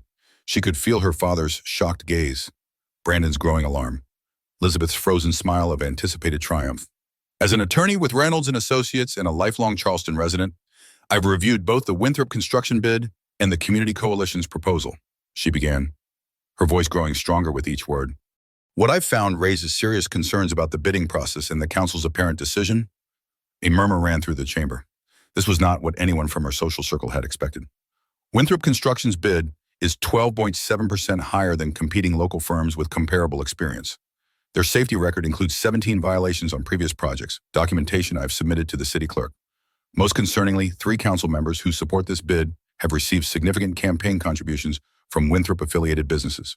$47,500 to Richard Huntington, $32,750 to James Peterson, and $28,400 to Thomas Brewster. Richard Huntington's face flushed dark red. Miss Reynolds, this is highly irregular. What's irregular? Olivia continued, her voice carrying throughout the chamber via the microphone, is awarding a $37.5 million public contract based on personal connections rather than objective merit. The Community Coalition has presented a comprehensive alternative that would provide greater economic benefits to Charleston residents while delivering equal or superior construction quality. She turned to face the entire chamber rather than just the council. A justice center should embody justice, fair opportunity, equitable access, and community benefit. The current contract award fails to meet those standards. Brandon was frantically texting, likely to her father. Elizabeth Winthrop had gone completely still, her expression a mask of betrayal and fury. But Olivia found she no longer cared about their reactions. I respectfully urge this council to reject the Winthrop bid and implement the community benefits agreement proposed by the North Charleston Coalition. It represents not just better financial stewardship, but a commitment to true justice for all Charleston residents. As she returned to her seat at 10:47 a.m., the chamber erupted in a mixture of applause from community members and angry muttering from business representatives. Dominic caught her eye briefly from across the room, his expression a mixture of surprise and something like respect. Richard Huntington struggled to regain control of the meeting. We'll now proceed to the vote. Point of order, interrupted Councilmember Torres, who represented North Charleston. Given Ms. Reynolds' allegations regarding campaign contributions, I move that we postpone this vote pending an ethics review of the bidding process. I second the motion, added Councilmember Jackson, another representative from a predominantly black district. Richard's knuckles whitened as he gripped the gavel. The motion requires a majority to pass. To everyone's surprise, Councilmember Davis, who represented Charleston's downtown district and typically voted with business interests, raised her hand. In light of these serious allegations from a respected member of the legal community, I support postponing the vote pending review. Campaign contributions of $47,500 cannot be ignored. One by one, 4 additional council members joined the motion, creating the necessary majority. Richard had no choice but to declare the vote on the Justice Center contract is postponed pending ethics review. Meeting adjourned. As the chamber cleared at 11:03 a.m., Olivia felt a strange mixture of terror and exhilaration. She had just publicly opposed her father, Brandon, and the entire social structure that had defined her life. There would be consequences. Professional, personal, financial, yet she felt more authentic than she had in years. Brandon intercepted her at the door, his face contorted with fury. What the hell was that? Do you have any idea what you've just done, ATM? Made a decision I can live with, Olivia replied calmly. Your father is livid. Elizabeth's husband just lost a multi-million-dollar contract. Our future was never real. Brandon, she interrupted. It was a business arrangement disguised as a relationship. I want more than that. He stared at her as if seeing her for the first time. This isn't over. Your father won't let this stand. Reynolds and Associates has 5 major clients who depend on city contracts. You've just endangered $47.3 million in annual firm revenue. I'm sure he won't, Olivia acknowledged. But for the first time in my life, I made a choice based on what I believe is right, not on what's expected of me. That's worth whatever comes next. As Brandon stormed away, Dominic approached cautiously. That was unexpected. For both of us, Olivia admitted. Why did you do it? He asked. She considered the question carefully. Because staying wrong when you know better is the real failure. You taught me that. Outside City Hall, reporters were already gathering, cameras rolling. The Charleston Post and Courier reporter thrust a microphone toward her. Ms. Reynolds, can you explain why you've opposed your father and the Winthrop contract? I simply presented factual information that raised serious questions about the bidding process. The public deserves transparency when $37.5 million of their money is at stake. Olivia's public stand against her father and Charleston's business elite would be headline news by evening. Her professional reputation, social standing, and family relationships hung in the balance. Yet as she walked down the steps into the bright Charleston sunshine at 11:17 a.m., Olivia felt a clarity of purpose she'd never before experienced. The path ahead was uncertain, but for the first time, it was truly her own. Olivia's father didn't call. He summoned. The message delivered by his judicial clerk at 3:47 p.m. was simple. Judge Reynolds expects you at his chambers, 9 a.m. tomorrow. The message's brevity spoke volumes. No terms of endearment, no recognition of their personal relationship. She was being called before the judge, not invited to see her father. That evening, Olivia worked late in her penthouse, not at Reynolds and Associates, where whispers and stares had followed her throughout the afternoon. She pulled together documentation about the Winthrop contract, safety violations, cost comparisons, campaign contribution records, organizing them with the precision she'd learned at Harvard Law. By 2:37 a.m., she had compiled a comprehensive file revealing a pattern of favoritism and potential legal violations in the contract award process. The evidence was damning. Campaign contributions from Winthrop Construction to Richard Huntington increased by 347% in the 3 months preceding the bid announcement. 7 building code violations had been dismissed without explanation on previous Winthrop projects. Email correspondence obtained through a contact in the city clerk's office showed Huntington sharing insider information about bid requirements with Harold Winthrop 47 days before the public announcement. 3 competing firms had superior safety records and lower bids. Martinez Brothers, Construction, 12.7% lower. Jackson & Sons, 3% lower. Charleston Builders Collective, 2% lower. The evidence was damning, but not entirely surprising. This was how business had always been done in Charleston. The difference was that she could no longer pretend not to see it. At 9 o'clock sharp the next morning, Judge Reynolds' chambers felt colder than she remembered. He sat behind his massive desk, not rising when she entered. Another calculated slight. You've caused quite a situation, he said without preamble. The Winthrops are furious. Richard Huntington is demanding explanations. Brandon says you've lost your mind. I discovered evidence of impropriety in the contract process, Olivia replied calmly, setting her documentation on his desk. As an officer of the court, I had an ethical obligation to speak up. Her father didn't even glance at the file. Don't insult me with legal ethics lectures. This city functions through relationships and mutual understanding. Always has. Perhaps it shouldn't. Judge Reynolds leaned forward. Let me be clear. Your position at Reynolds and Associates is now under review. The Heritage Foundation Board will likely request your resignation. Your social standing in this city has been compromised beyond repair. The threats should have terrified her. Instead, they clarified the choice before her. I understand, she said simply. No, I don't think you do, her father continued. This isn't a movie where you make a noble stand and everyone applauds your courage. There are real consequences to betraying your class interests. People who've supported your career will withdraw that support. Doors that have always been open to you will close permanently. Because I suggested a public contract should go to the most qualified bidder, rather than the best connected one. Don't be naive. You aligned yourself publicly with Foster and his coalition against your own family's interests. You chose strangers over blood. Olivia thought about the community center, about James Wilson teaching woodworking to eager students, about Maria Rodriguez helping families navigate predatory financial systems. They weren't strangers anymore. They were fellow citizens whose dignity and potential she could no longer ignore. I chose what I believe is right, she said, and I'll accept the consequences. Judge Reynolds studied her with cold detachment. You have until the end of the week to clear your office at the firm. Your partnership track is terminated. I've already contacted HR about severance arrangements. Standard package. No exceptions. The professional penalty was harsh but expected. Olivia nodded, accepting it without argument. And as your father, he added, his voice hardening further, I am deeply disappointed in your choices. The Reynolds name has stood for something in this city for 5 generations. You've compromised that legacy for a fashionable social justice moment. The personal rejection stung more than she had anticipated, but Olivia maintained her composure. I hope someday you'll understand why I made this choice.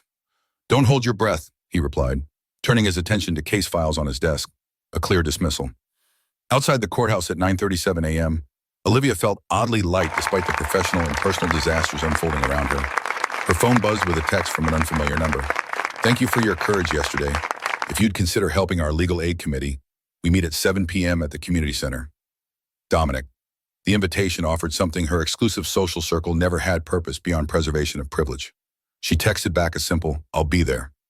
That evening, Olivia returned to the North Charleston Community Center, this time without hesitation. The legal aid committee consisted of 2 overworked public defenders, a retired immigration attorney, and several community advocates, including Maria Rodriguez. Olivia has agreed to help us develop the legal services proposal for the Justice Center, Dominic explained to the group. Several members looked skeptical, clearly aware of her family connections. My father has recused himself from Reynolds and Associates oversight, she said, the diplomatic phrasing drawing knowing looks from around the table. In other words, you've been cut off for supporting us, Maria translated bluntly. Something like that, Olivia acknowledged. Why would you do that? Asked James Anderson, one of the public defenders. No offense, but people from your background don't usually sacrifice privilege for principle. It was a fair question. I spent my entire life believing in systems I never really examined. Olivia explained. Once I saw the reality, I couldn't unsee it or keep participating in it. The simple honesty seemed to satisfy them. For the next 3 hours, they worked through the legal aid proposal, identifying service needs, staffing requirements, and potential funding sources. Olivia's expertise in contract law and foundation structures proved unexpectedly valuable. This is solid, James said as they reviewed the final draft at 10:23 p.m. With dedicated space in the Justice Center and proper funding, we could help 2,847 people annually who currently navigate the legal system without representation.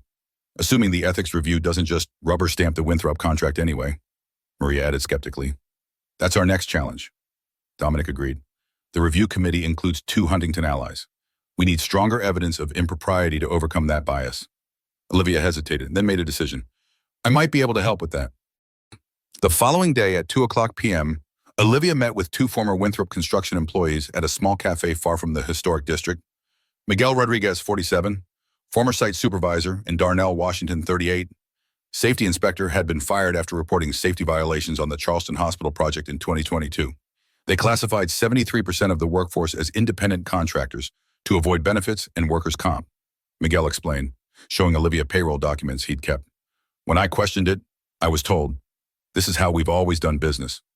The safety violations were even worse, Darnell added, sliding a folder across the table. 17 specific code violations that were overlooked by inspectors. I documented everything before they fired me.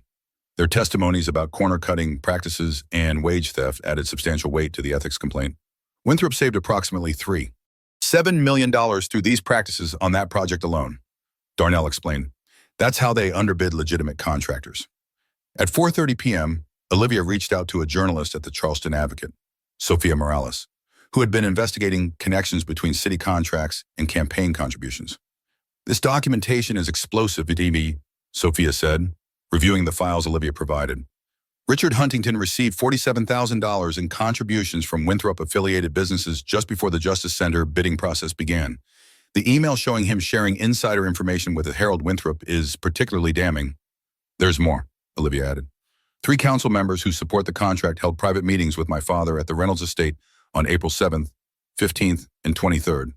No official records of those discussions exist, but I have the calendar entries from my father's assistant showing the purpose as Justice Center strategy.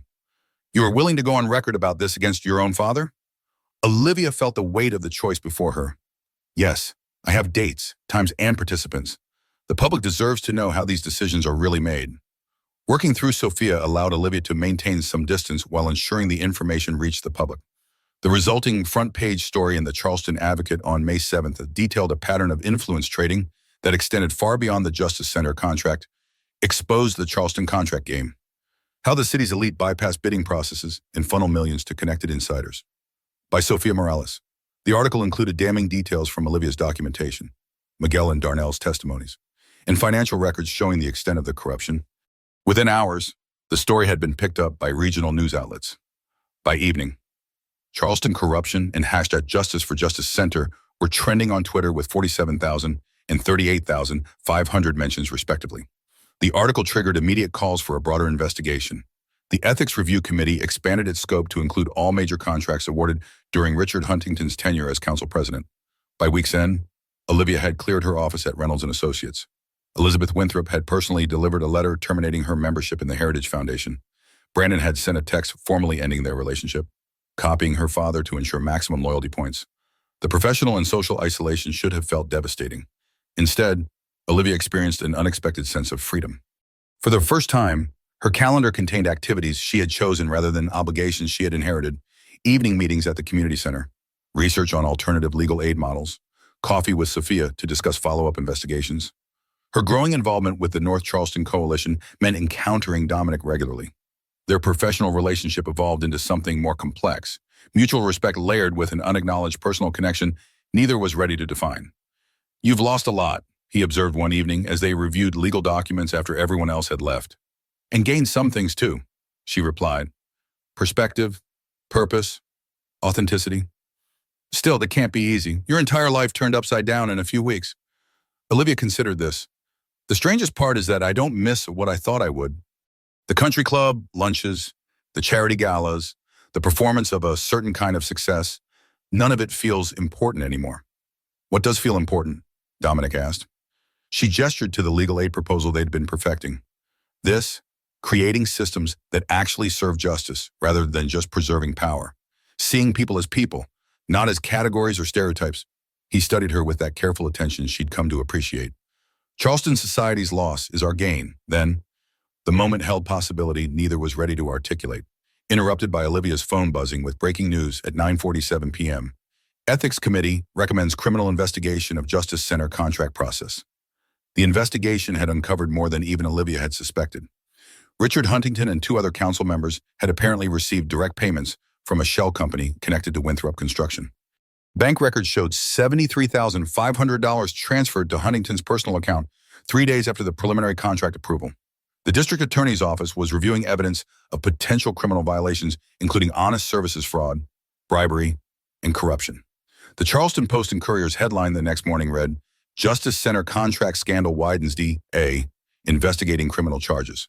The Justice Center contract vote was now indefinitely postponed, creating an opening for the Community Coalition to present their alternative vision directly to the remaining council members. As the weeks passed, Olivia's life underwent a profound transformation. She secured office space in a modest building near the community center, monthly rent $2,300, and established her own practice focusing on civil rights and community advocacy. Without family connections or prestigious clients, she earned a fraction of her former salary, $72,000 versus $327,000, but found the work infinitely more satisfying. Her social circle transformed as well. Community organizers replaced country club members. Public defenders substituted for corporate attorneys. Activists stood in for socialites.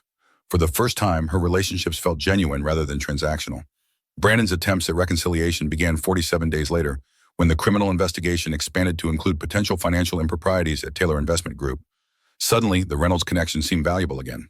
"Your father would reconsider his position if you publicly distanced yourself from the investigation," Brandon suggested during an unexpected visit to her new office at 2:37 p.m. on June 23rd. "We could get back on track. Your career, our relationship, everything." "Back on track to what exactly?" Olivia asked.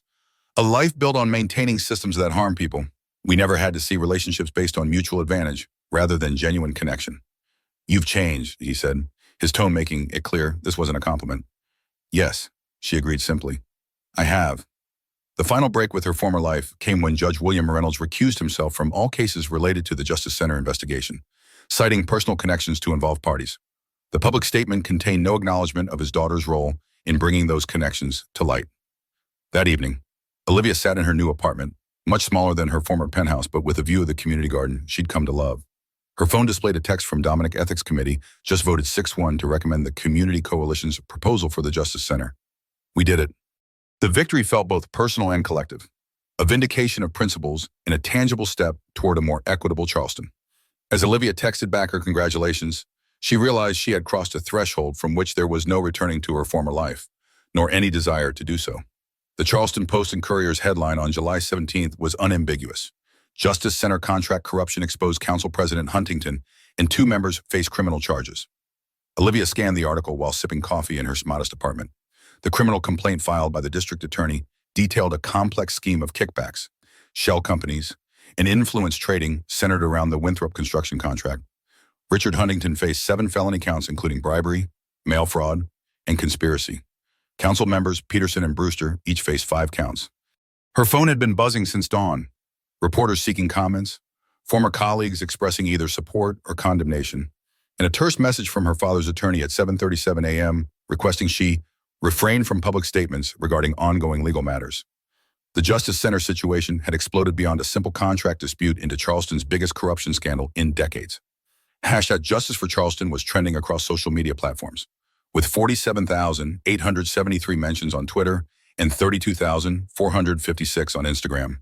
Thousands were sharing stories of how systemic favoritism had affected their lives and communities. An emergency city council meeting had been called for 3:00 p.m. to address both the criminal allegations and the future of the Justice Center project. At 9:27 a.m., as Olivia prepared to attend, her phone rang with an unfamiliar number. Miss Reynolds, this is Council Member Torres. I was hoping you might be willing to testify today about what you know regarding the contract process. Your documentation was instrumental in uncovering this corruption. The invitation represented a significant shift, from pariah to expert witness in just a few weeks. Of course, she agreed. I'll bring all relevant documentation. When Olivia arrived at City Hall at 2:47 p.m., the atmosphere was electric. Television crews from regional and national networks had set up outside. Community members from North Charleston stood alongside downtown business owners and construction workers, united in their outrage over the alleged corruption. Inside, the chambers were packed beyond capacity with 347 attendees according to the fire marshal's count. Acting Council President Martinez had taken over following Richard Huntington's forced recusal. The remaining council members looked shell-shocked, clearly unprepared for the public scrutiny now focused on their operations. Dominic and the Community Coalition occupied several rows, their expressions serious but determined. Across the aisle sat representatives from various construction companies, including 3 local firms that had submitted competing bids against Winthrop. Conspicuously absent were Harold Winthrop, Elizabeth, Brandon, and most notably Judge Reynolds. The old guard had closed ranks, avoiding public appearances while their attorneys issued careful statements about unproven allegations and rushed to judgment. Councilmember Torres opened the proceedings with remarkable candor. We face a crisis of public trust. This council failed in its oversight responsibilities, allowing personal connections and financial interests to influence decisions that should have been made solely in the public interest. Over the next 2 hours, witnesses detailed the corruption that had infected the Justice Center project from its inception. Former city employees described being pressured to favor certain contractors. Financial analysts outlined suspicious patterns in campaign contributions and contract awards. At 4:37 p.m., when Olivia's turn came, she presented her evidence methodically, her legal training evident in her organized testimony. The documentation shows a clear pattern of communication between council members and the Winthrop organization outside official channels. Subsequent financial transactions through shell companies correlate directly with key decision points in the contract process. She displayed email records on the large screen. This message from Richard Huntington to Harold Winthrop, dated March 7th, includes specific bid requirements 47 days before they were publicly announced. This gave Winthrop Construction a significant competitive advantage. Next came bank records. These transfers, $47,500, $32,750, and $28,400 to council members' accounts occurred within 72 hours of preliminary approval votes. The money was routed through 7 different shell companies to obscure its origin.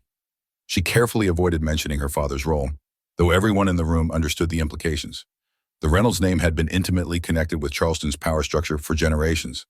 That she would publicly document this corruption represented a profound break with family loyalty. Ms. Reynolds, Councilmember Martinez asked, given your professional background and your review of competing proposals, what would you recommend regarding the Justice Center project moving forward? Olivia took a deep breath. The Community Coalition has presented a comprehensive alternative that would provide greater economic benefit to Charleston residents while maintaining construction quality and timeline efficiency. Their proposal includes local hiring requirements, environmental protections, and dedicated space for legal aid services that would expand access to justice for underserved communities.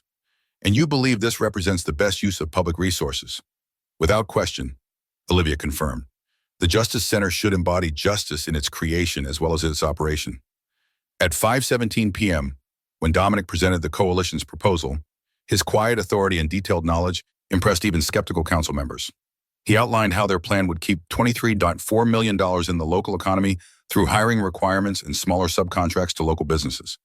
This isn't just about addressing corruption, he explained.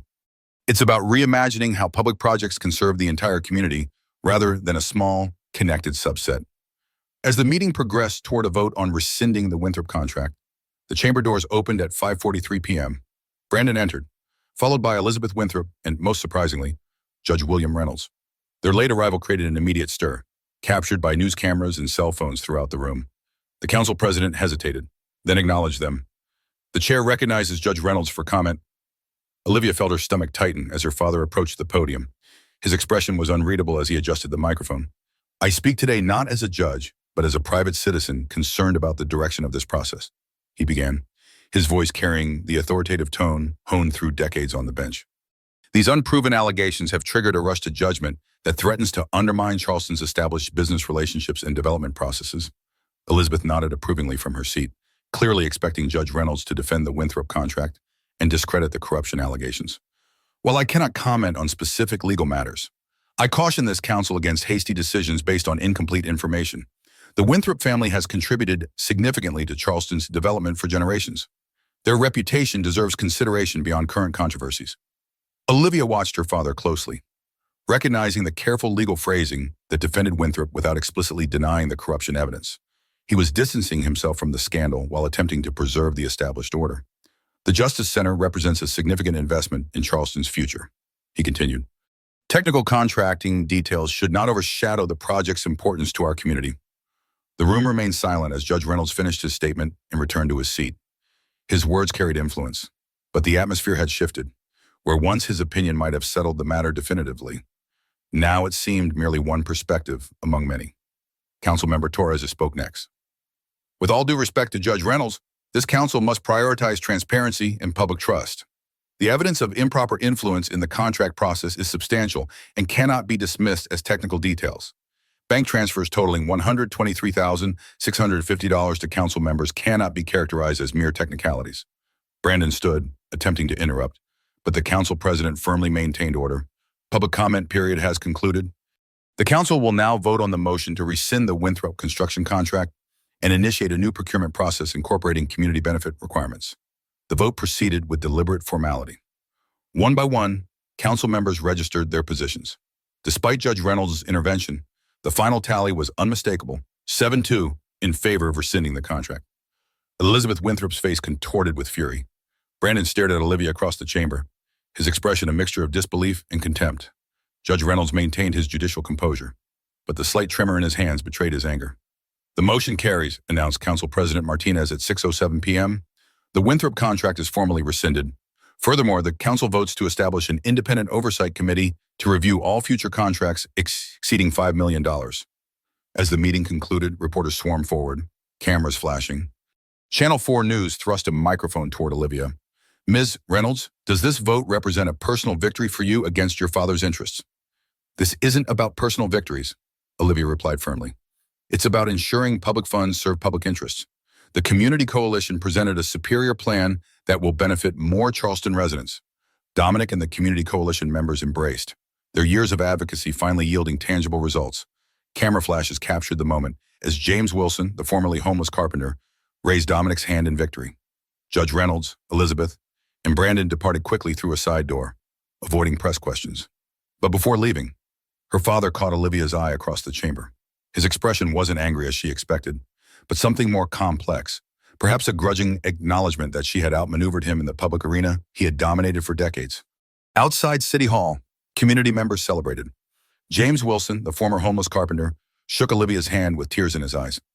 Never thought I'd see the day when folks like us got a fair hearing in this city. After 37 years of building this town, finally got a piece of justice. Maria Rodriguez approached with a tentative smile. That couldn't have been easy.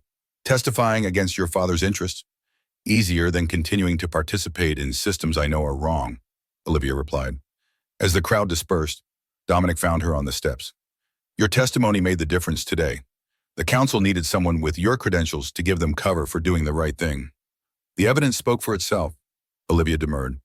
Evidence doesn't speak without someone willing to present it, he countered. You risked everything, family, career, social position. That's rare. The evening sun cast a golden glow over Charleston's historic district. The same streets and buildings she'd known her entire life, but now viewed through transformed eyes. What happens next, she asked, not entirely sure if she meant the Justice Center project or her own uncertain future. We built something better. Dominic answered simply, together. The word hung between them, heavy with implication and possibility. At 8:47 p.m., Olivia returned to her apartment to find Judge William Reynolds waiting outside her door. The confrontation she had been both expecting and dreading had arrived.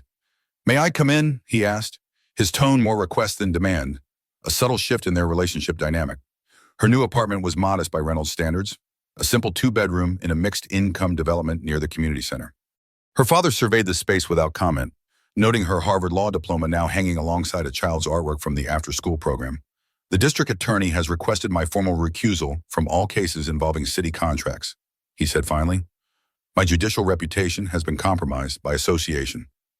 I'm sorry that's happened, Olivia replied, and found she genuinely meant it. Are you? He challenged. You provided evidence that implicated my closest associates in criminal activity. You publicly contradicted me before the city council. You've aligned yourself with Foster's coalition against everything our family has built. I aligned myself with the truth, Olivia corrected gently, and with a vision of Charleston where opportunity isn't limited to those with the right connections or backgrounds. Judge Reynolds sighed, suddenly looking older than his 62 years. I raised you to understand how the world actually works, not how idealists wish it would. Systems exist for reasons, Olivia. They create stability, predictability. For some, she acknowledged, but they systematically exclude others. Last year alone, 3,472 Charleston residents were unable to access legal services despite qualifying for assistance. When I saw that reality, I couldn't unsee it or keep participating in it. Her father studied her with a complexity of emotion he rarely displayed. You were always stubborn. Even as a child, once you decided something was wrong, no amount of reasoning could sway you.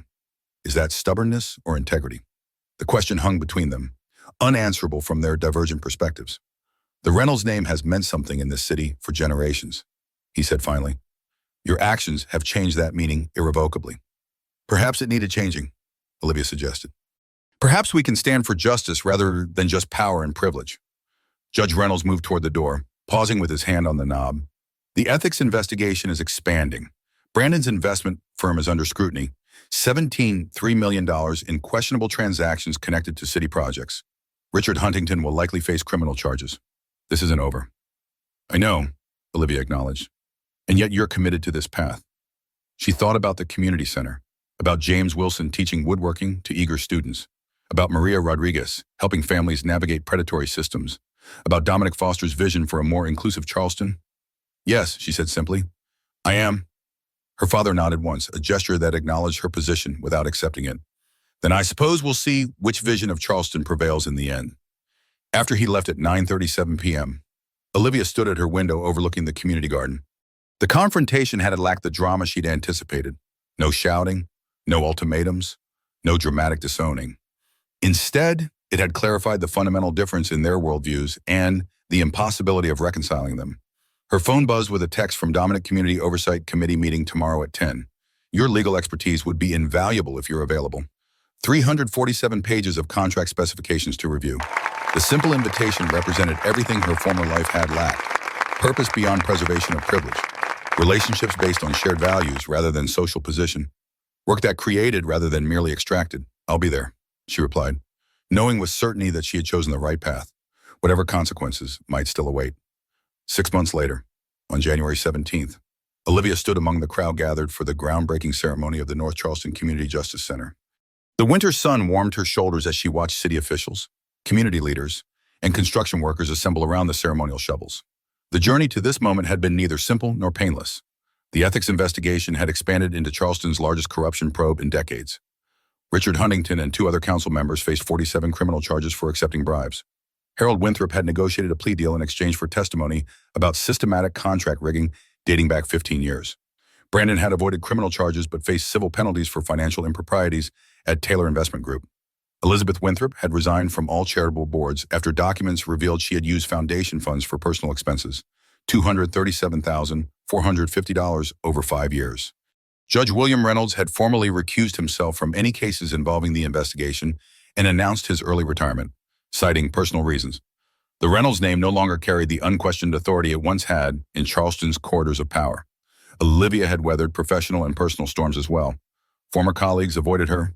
Invitations to social events ceased entirely.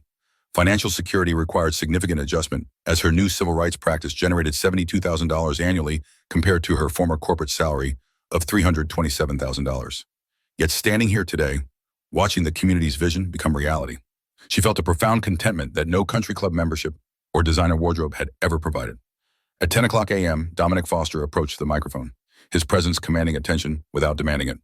Today we break ground not just on a building, but on a new approach to justice in Charleston, one that recognizes the dignity and potential of all our citizens. The redesigned Justice Center would be built by a coalition of local contractors, with 78% of workers coming from Charleston neighborhoods. The project included apprenticeship programs for 53 at-risk youth, environmentally sustainable design features, and 2,750 square feet of dedicated space for community legal services. This project will keep $23.4 million in our local economy through wages and material purchases, Dominic continued, his voice carrying across the assembled crowd of 1,247 people. More importantly, it creates pathways to living wage careers for community members who have historically been excluded from Charleston's prosperity. As he outlined the project's specifics, Olivia felt a surge of pride in her contribution to this transformation. Her legal expertise had helped structure the contractor coalition, navigate permitting complexities, and design the community legal services program that would occupy the building's ground floor. Maria Rodriguez now led that legal program. Having completed her master's degree in public policy with a 3.92 GPA, James Wilson supervised the apprenticeship component, teaching traditional carpentry techniques to young people from neighborhoods like his own. The community center had expanded its services. Supported by grants Olivia had helped secure through her connections with national civil rights organizations. At 10:47 a.m., after the formal speeches, Dominic found her at the edge of the crowd. "Quite a change from 6 months ago," he observed, nodding toward Council President Martinez, who was chatting with neighborhood representatives. "I still can't quite believe we pulled it off," Olivia admitted. "You can't. You were the one who testified against your own father's interests. If anyone had told me a Reynolds would be responsible for exposing Charleston's good old boy network, I'd have laughed in their face." "I'm not sure the Reynolds name carries much weight these days," she said, thinking of her father's early retirement and social isolation. "Maybe that's not a bad thing," Dominic suggested. "Names and connections shouldn't determine who gets opportunities in this city. Your courage helped make that clear." The compliment warmed her more than she wanted to admit. Over these months of working together, their professional relationship had evolved into deep respect and tentative friendship, with unacknowledged potential for something more. James Wilson approached at 11:03 a.m., his once gaunt face now healthier after months of stable housing and regular meals. "Ms. Olivia, the apprenticeship contracts came through. 27 youth positions starting next month. $13.75 per hour plus training certification. That's wonderful news. Mr. Wilson, never thought I'd see something like this in Charleston," the older man continued. "Building justice instead of just talking about it. After 37 years working on buildings that most people like me can't even enter, this feels right." As the ceremony concluded, Olivia found herself reflecting on her journey. She had lost her family connections, social position, and financial security, losses that would have once seemed catastrophic. Yet she had gained something far more valuable: purpose, authenticity, and community based on shared values rather than shared privilege. Her new law practice focused on civil rights and community advocacy, operating from modest offices near the community center. Without family connections or prestigious clients, she earned far less than before, but found the work infinitely more fulfilling. That evening at 7 o'clock p.m., Olivia joined Dominic, Maria, James, and other coalition members for a celebration dinner at a small restaurant in North Charleston. The atmosphere was warm and genuine: laughter, shared stories, and plans for future projects replacing the calculated social performance she'd known at country club gatherings. "To justice," Maria proposed, raising her glass in a toast. "Not just in courtrooms, but in how we build our city and community." As glasses clinked around the table, Dominic's eyes met Olivia's with a warmth that suggested possibilities beyond their professional collaboration. At 9:47 p.m., walking back to her apartment, Dominic fell into step beside her, The winter evening was perfect. Jasmine scented the air, and streetlights created constellations along the community garden path. "I have a confession," he said suddenly. "When you first showed up at that community input meeting in your designer suit, challenging my points about local hiring, I completely dismissed you as another privileged lawyer defending the status quo." Olivia laughed. "You weren't wrong. That's exactly who I was. But not who you are," he corrected. "I've never seen anyone transform so completely based on simply recognizing truth when they saw it. The hardest part wasn't seeing the truth," she admitted. "It was deciding what to do once I couldn't unsee it. Walking away from everything familiar is terrifying, even when you know it's right." They reached her apartment building, but lingered outside, neither quite ready to end the conversation. "Will you miss any of it?" Dominic asked. "The penthouse, the social status, the family connections?" Olivia considered the question honestly. "Sometimes I miss the simplicity of never questioning anything. But I don't miss who I was becoming in that world. Someone who measured human worth by social position and family background." "And your father," the question touched a still tender wound. "That's complicated. I hope someday he'll understand why I made these choices. But I'm not counting on it." Dominic nodded, understanding the loss beneath her words. "For what it's worth, I think what you did took extraordinary courage. Most people never question the systems that benefit them, let alone actively work to change them." The compliment felt different from the hollow flatteries she'd received in her former life. More genuine, more earned. "Would you like to come up?" she asked impulsively at 10:17 p.m. "I have a decent bottle of wine someone donated to the legal aid fundraiser." Dominic's smile revealed both surprise and pleasure at the invitation. "I'd like that." Her apartment was modest by Reynolds standards, but comfortable. Bookshelves filled with legal texts and community development resources, walls adorned with local artists' work, windows overlooking the garden that had become her favorite view in Charleston. As they shared wine and conversation, Olivia realized how fundamentally her definition of home had changed. This space contained none of the luxury or prestige of her former penthouse, yet it felt more authentically hers than any place she'd previously lived. "I never asked," Dominic said. "What made you drive to North Charleston that first evening? What were you looking for?" The question reached to the heart of her transformation. "I think I needed to see if there was another way to live, to contribute. I'd spent my entire life in spaces dedicated to preserving privilege and tradition. I needed to see what it looked like when people built community based on mutual support instead. And I found something I didn't even know I was missing," she admitted. "Purpose beyond performance. Relationships based on genuine connection rather than strategic advantage." Dominic set down his wine glass, his expression serious. "Including this relationship." The question hung between them, heavy with unacknowledged possibility. For months, they had worked side by side, building professional respect and cautious friendship while avoiding deeper emotional territory. "Especially this one," Olivia acknowledged quietly. The kiss when it came at 11:23 p.m. felt both surprising and inevitable, a natural evolution of the connection that had been building since that first challenging exchange at the community input meeting. Later, as moonlight filtered through her bedroom window, Olivia realized something profound had shifted. In her former life, relationships had been carefully calculated affairs, strategic partnerships based on mutual advancement rather than emotional connection. She had never stayed the night with anyone, including Brandon, maintaining careful distance even in intimate moments. Yet here with Dominic, she found herself wanting not just the passion of the moment, but the quiet intimacy of waking beside him, of building something lasting and meaningful together. "What are you thinking?" he asked, noticing her thoughtful expression. "That I've never actually wanted to wake up next to someone before," she admitted. "I always had an excuse to leave or to send them home. Maintaining distance felt safer. And now I'm thinking about tomorrow morning, and the morning after that, and all the mornings where we might continue building what we've started, not just this relationship, but the work we're doing in Charleston." Dominic smiled, drawing her closer. "I like the sound of that future." At 7:17 a.m., morning light filtered through the curtains, warming Olivia's face as she slowly awakened. For a moment, she experienced the disorientation of new circumstances, not in her penthouse overlooking Charleston Harbor, but in her modest apartment near the community center, with Dominic sleeping peacefully beside her. The sight filled her with unexpected contentment. This wasn't the life she had been raised to want or expect, but it was undeniably the life she had chosen. Authentic, purposeful, and connected to something larger than her own advancement. As Dominic stirred beside her, opening his eyes with a slow smile of recognition, Olivia realized she was exactly where she belonged. The path ahead would hold challenges, professional, personal, financial, but for the first time in her life, she faced that future with genuine excitement rather than calculated ambition. "Good morning," Dominic murmured, his voice warm with affection. Yes, Olivia agreed, thinking of all that morning represented, not just the beginning of a day, but the continuation of a journey she had never expected to take. It really is. If this story touched your heart, please take a moment to like this video and subscribe to our channel. Your support helps us continue sharing these powerful stories of transformation and justice. Have you ever witnessed someone standing up for what's right, despite the personal cost? Share your thoughts in the comments below. Your experiences might inspire others to find their own courage. Don't forget to share this video with someone who might need to hear that it's never too late to choose a different path, even when that means challenging systems you've benefited from your entire life.